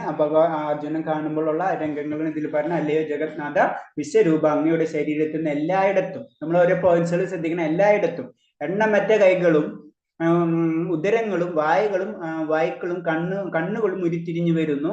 ഇവയ്ക്ക് അവസാനമില്ല, ആദ്യമോ മധ്യമോ അന്തമോ കാണുന്നില്ല. അപ്പൊ ഭഗവാന്റെ ശരീരത്തിന് എവിടെ എന്ത് അങ്ങനൊന്നുമില്ല. ഇപ്പൊ നമ്മൾ വിചാരിക്കും തലയിലാണ്, അങ്ങനെയല്ല. ഭഗവാന്റെ രൂപം പല സ്ഥലത്തും പല രീതിയായിരിക്കും. നമുക്ക് മനസ്സിലാവുന്നതിന് വിശ്വരൂപം കാണിക്കുന്നത് ഇൻഡയറക്റ്റ് ആയിട്ട് നമ്മളോട് പറഞ്ഞത് എന്താണ്? അങ്ങയുടെ ശരീരത്തിൽ എല്ലായിടത്തും എണ്ണമറ്റ കൈകളും ഉദരങ്ങളും വായുകളും കണ്ണുകളും ഒക്കെ ഉരുത്തിരിഞ്ഞു വരുന്നുണ്ട്. അതാണ് നമ്മൾ അതീന്ദ്രിയമായിട്ട് ചിന്തിക്കുമ്പോൾ ഭഗവാനെ നമ്മൾ ഓഫർ ചെയ്യുന്ന സമയത്ത് ഭഗവാൻ നമുക്കറിയാം. കാരണം എന്ന് വെച്ച് കഴിഞ്ഞാൽ അത് അതീന്ദ്രിയമാണ്. അതിൽ കണ്ണോ മറ്റോ ചെവിയോ അതൊന്നുമില്ല, നമുക്കറിയാവുന്നതാണ്. ഭഗവാൻ കേൾക്കുന്നത് നമ്മൾ ഭഗവാനിട്ടുള്ള അതീന്ദ്രിയ ലെവലിലാണ് ഭഗവാൻ എല്ലാവരും സ്വീകരിക്കുന്നത്. അത് തന്നെയാണ് ഇതിൽ പറഞ്ഞത്. ഭഗവാന്റെ സൃഷ്ടി എന്ന് പറയുന്നതും ഭഗവാന്റെ കണ്ണിൽ കൂടെ ആയിരിക്കാം, അതുപോലെ തന്നെ സംസാരം, ഇതൊക്കെ മിക്സപ്പ് ആയിരിക്കാം. അല്ലാണ്ട് ഒരു പർട്ടിക്കുലർ പോയിന്റിൽ നിന്നല്ല ഒന്നും വരുന്നത്. അതിന് ഇതിൽ നിന്ന് മനസ്സിലാക്കേണ്ടത് അങ്ങയുടെ ശരീരത്തിന് എല്ലായിടത്തും, അത് എല്ലായിടത്തും എണ്ണമറ്റ കൈകളും ഉദരങ്ങളും വായുകളും കണ്ണുകളും ഉരുത്തിരിഞ്ഞു വരും. ഇതിങ്ങനെ വന്നും പോയിക്കൊണ്ടിരിക്കണം, അല്ലാണ്ട് ഇങ്ങനെ നിൽക്കല്ല. അതായത് വിശ്വരൂപം എന്ന് പറയുമ്പോൾ അവിടെ ഫുൾ സ്റ്റോപ്പ് ഇട്ട് ഫോട്ടോ എടുത്ത് വെച്ചിരിക്കുന്ന പോലെ അല്ല എന്ന് ഇൻഡയറക്റ്റ് ആയിട്ട് നമ്മളോട് പറയുന്നത്. ഇതിങ്ങനെ അത്രയും കാര്യങ്ങൾ നടന്നുകൊണ്ടിരിക്കണല്ലോ. ഭഗവാന്റെ കാര്യങ്ങളൊക്കെ ഇങ്ങനെ ഈ ലോകം കാലം ഇങ്ങനെ പോയിക്കൊണ്ടിരിക്കുന്നു. അപ്പൊ കാലത്തിന്റെ ചക്രങ്ങളൊക്കെ അർജുനൻ കാണുകൊണ്ടിരിക്കുന്നു. അതല്ലേ ശരിക്കും അത് പിന്നെ അടുത്ത ശ്ലോകങ്ങളിൽ വരുന്നത്. അതുകൊണ്ടല്ലേ ദുര്യോധനനും അത് ഇവൻ കർണനൊക്കെ മരിക്കുന്നതും കാര്യങ്ങളൊക്കെ ഈ ഇതിൽ കാണുന്നത്. പിന്നെ അടുത്തത്, പരംപുരുഷനായ ശ്രീകൃഷ്ണ ഭഗവാൻ അനന്തരൂപനാണ്. അദ്ദേഹത്തിനുടെ പ്രപഞ്ചങ്ങളും കാണാൻ കഴിയും. അപ്പൊ അനന്തരൂപം എന്ന് പറയുമ്പോ അതിനൊരു രൂപം ഉണ്ടോ എന്ന് നമുക്ക് ചിന്തിക്കാൻ പറ്റില്ല. കാരണം അനന്തൻ എന്ന് പറയുമ്പോൾ തന്നെ നമുക്കറിയാം അനന്താണ്. അപ്പൊ അനന്തത്തിന് എങ്ങനെ രൂപം ഉണ്ടാവും? അപ്പൊ അനന്ത രൂപം എന്ന് പറയുമ്പോ അത് നമുക്ക് ഇമേജ് ചെയ്യാൻ പറ്റുന്നില്ല എന്നതിന്റെ അർത്ഥം. അപ്പൊ അനന്തരൂപം അതെന്ന് പറയുന്നത് പരംപുരുഷനായ ശ്രീകൃഷ്ണന്റെ ഭഗവാൻ അനന്തരൂപനാണ്. അദ്ദേഹത്തിന്റെ സർവ്വപ്രപഞ്ചങ്ങളും നമുക്ക് അദ്ദേഹത്തിലൂടെ പ്രപഞ്ചങ്ങളും കാണാൻ കഴിയും. അപ്പൊ അനന്തരൂപത്തിലൂടെയാണ് നമുക്ക്, അല്ലെങ്കിൽ ഭഗവാനിൽ കൂടിയാണ് നമുക്ക് എല്ലാ പ്രപഞ്ചങ്ങളും, അതായത് അർജുനൻ പ്രപഞ്ചങ്ങളെല്ലാതും കാണുന്നത്.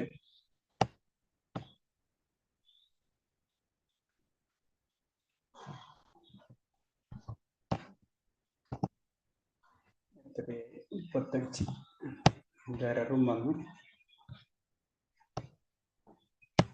ഒരു സെക്കൻഡ്, എറർ വന്നു. ഞാനൊന്ന് ക്ലോസ് ചെയ്തോട്ടെ. ഞാൻ എന്തായാലും 35 ആയില്ല, എന്തായാലും ഇതൊന്ന് നിർത്താം നമുക്ക്.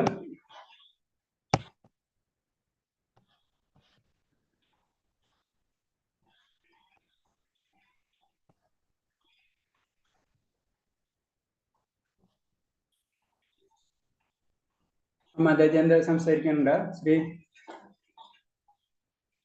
സത്യഭാമ. പ്രണാം പ്രഭുജി. പ്രണാം മാതാജി. പ്രണാം. 12 രസത്തിനെ കുറിച്ചുള്ള കാര്യം പറഞ്ഞായിരുന്നല്ലോ. അപ്പൊ ശരിക്കും നമ്മൾ പഠിച്ചിട്ട് 1 2 3 4 5 മെയിൻ രസത്തിനെ കുറിച്ച് നമ്മൾ പഠിച്ചിട്ടുണ്ട്. ശാന്തരസം, ദാസ്യരസം, സഖ്യരസം, വാത്സല്യരസം, മാധുര്യരസം. ഇതുകൂടാതെ 7 സെക്കൻഡറി രസമുണ്ട്. അതായത് ഓരോ ജീവാത്മാവിനും ഭഗവാനോട് ആ റെസിപ്രോക്കേറ്റ് ചെയ്യാനുള്ള ഒരു റിലേഷൻഷിപ്പ് ഉണ്ടല്ലോ. അതാ 7 രസങ്ങളും മറ്റാണ് രൗദ്രരസം, അത്ഭുതരസം, ഹാസ്യരസം, വീരരസം, ദയാരസം. മാതാജി പറഞ്ഞത് ശാസ്ത്രങ്ങളിൽ 12 മൗലിക ബന്ധങ്ങളെ കുറിച്ച് പഠിച്ചിട്ടുള്ളത് രസമാണെന്ന്. 12 രസങ്ങൾ ഉണ്ടെന്ന് പറഞ്ഞു, അതാണ് ഉദ്ദേശിക്കുന്നത്? അതെ അതാണ് പ്രഭുജി. അതെ അല്ലേ? കൺഫേം ആണല്ലേ? കൺഫേം പറയാ. ഞാനത് മൗലിക ബന്ധങ്ങൾ എന്ന് പറഞ്ഞപ്പോൾ എനിക്കൊരു ഇതില് ഡൗട്ട് വന്നു.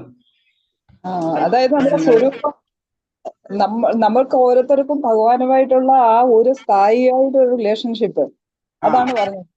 ആ സ്ഥായിയായ റിലേഷൻഷിപ്പും ഓരോരുത്തരും ഇൻഡിവിജ്വൽ മാറില്ലേ അത്? അതെ.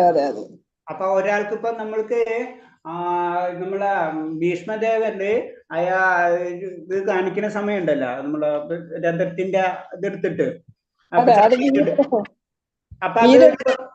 ആ വീരരസം, ഭഗവാന്റെ വീരരസം ശരിക്കും ഭീഷ്മർക്ക് കാണാൻ ആഗ്രഹിക്കുന്ന കാരണം കൊണ്ടാണല്ലോ ശരിക്കും അത് ഭഗവാൻ കാണിച്ചു കൊടുക്കുന്നത്, വീരരസം. അതെ. അപ്പൊ അതുപോലെ 12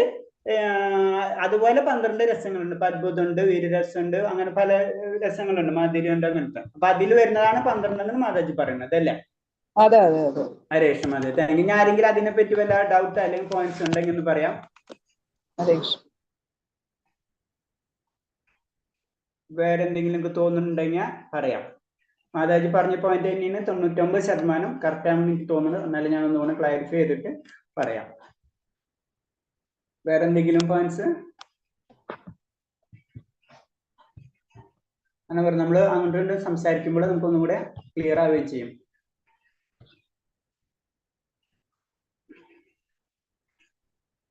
അപ്പൊ ശരി, അപ്പൊ നിർത്താൻ നമുക്ക് നാളെ കാണാം. നമുക്ക് അടുത്ത ക്ലാസ്സിൽ കാണാം. ഹരേ കൃഷ്ണ. പഞ്ചകൽപ്പരൂപച്ച കൃപസിഞ്ചാപിച്ച 14 പാവനത്തിൽ ഭക്ഷണം വേപ്പിക്കുന്നു. 12 കോടി ഭക്ഷണം ഭക്തിക്ക് പ്രഭാതിക്ക് ഗുരുദേവിക്ക് ഹരേ കൃഷ്ണ. ശരി മാതാജി, ഹരേ കൃഷ്ണ. എല്ലാവർക്കും ഹരേ കൃഷ്ണ. അടുത്ത ക്ലാസ്സിൽ കാണാം. ഹരേ കൃഷ്ണ. Thank U.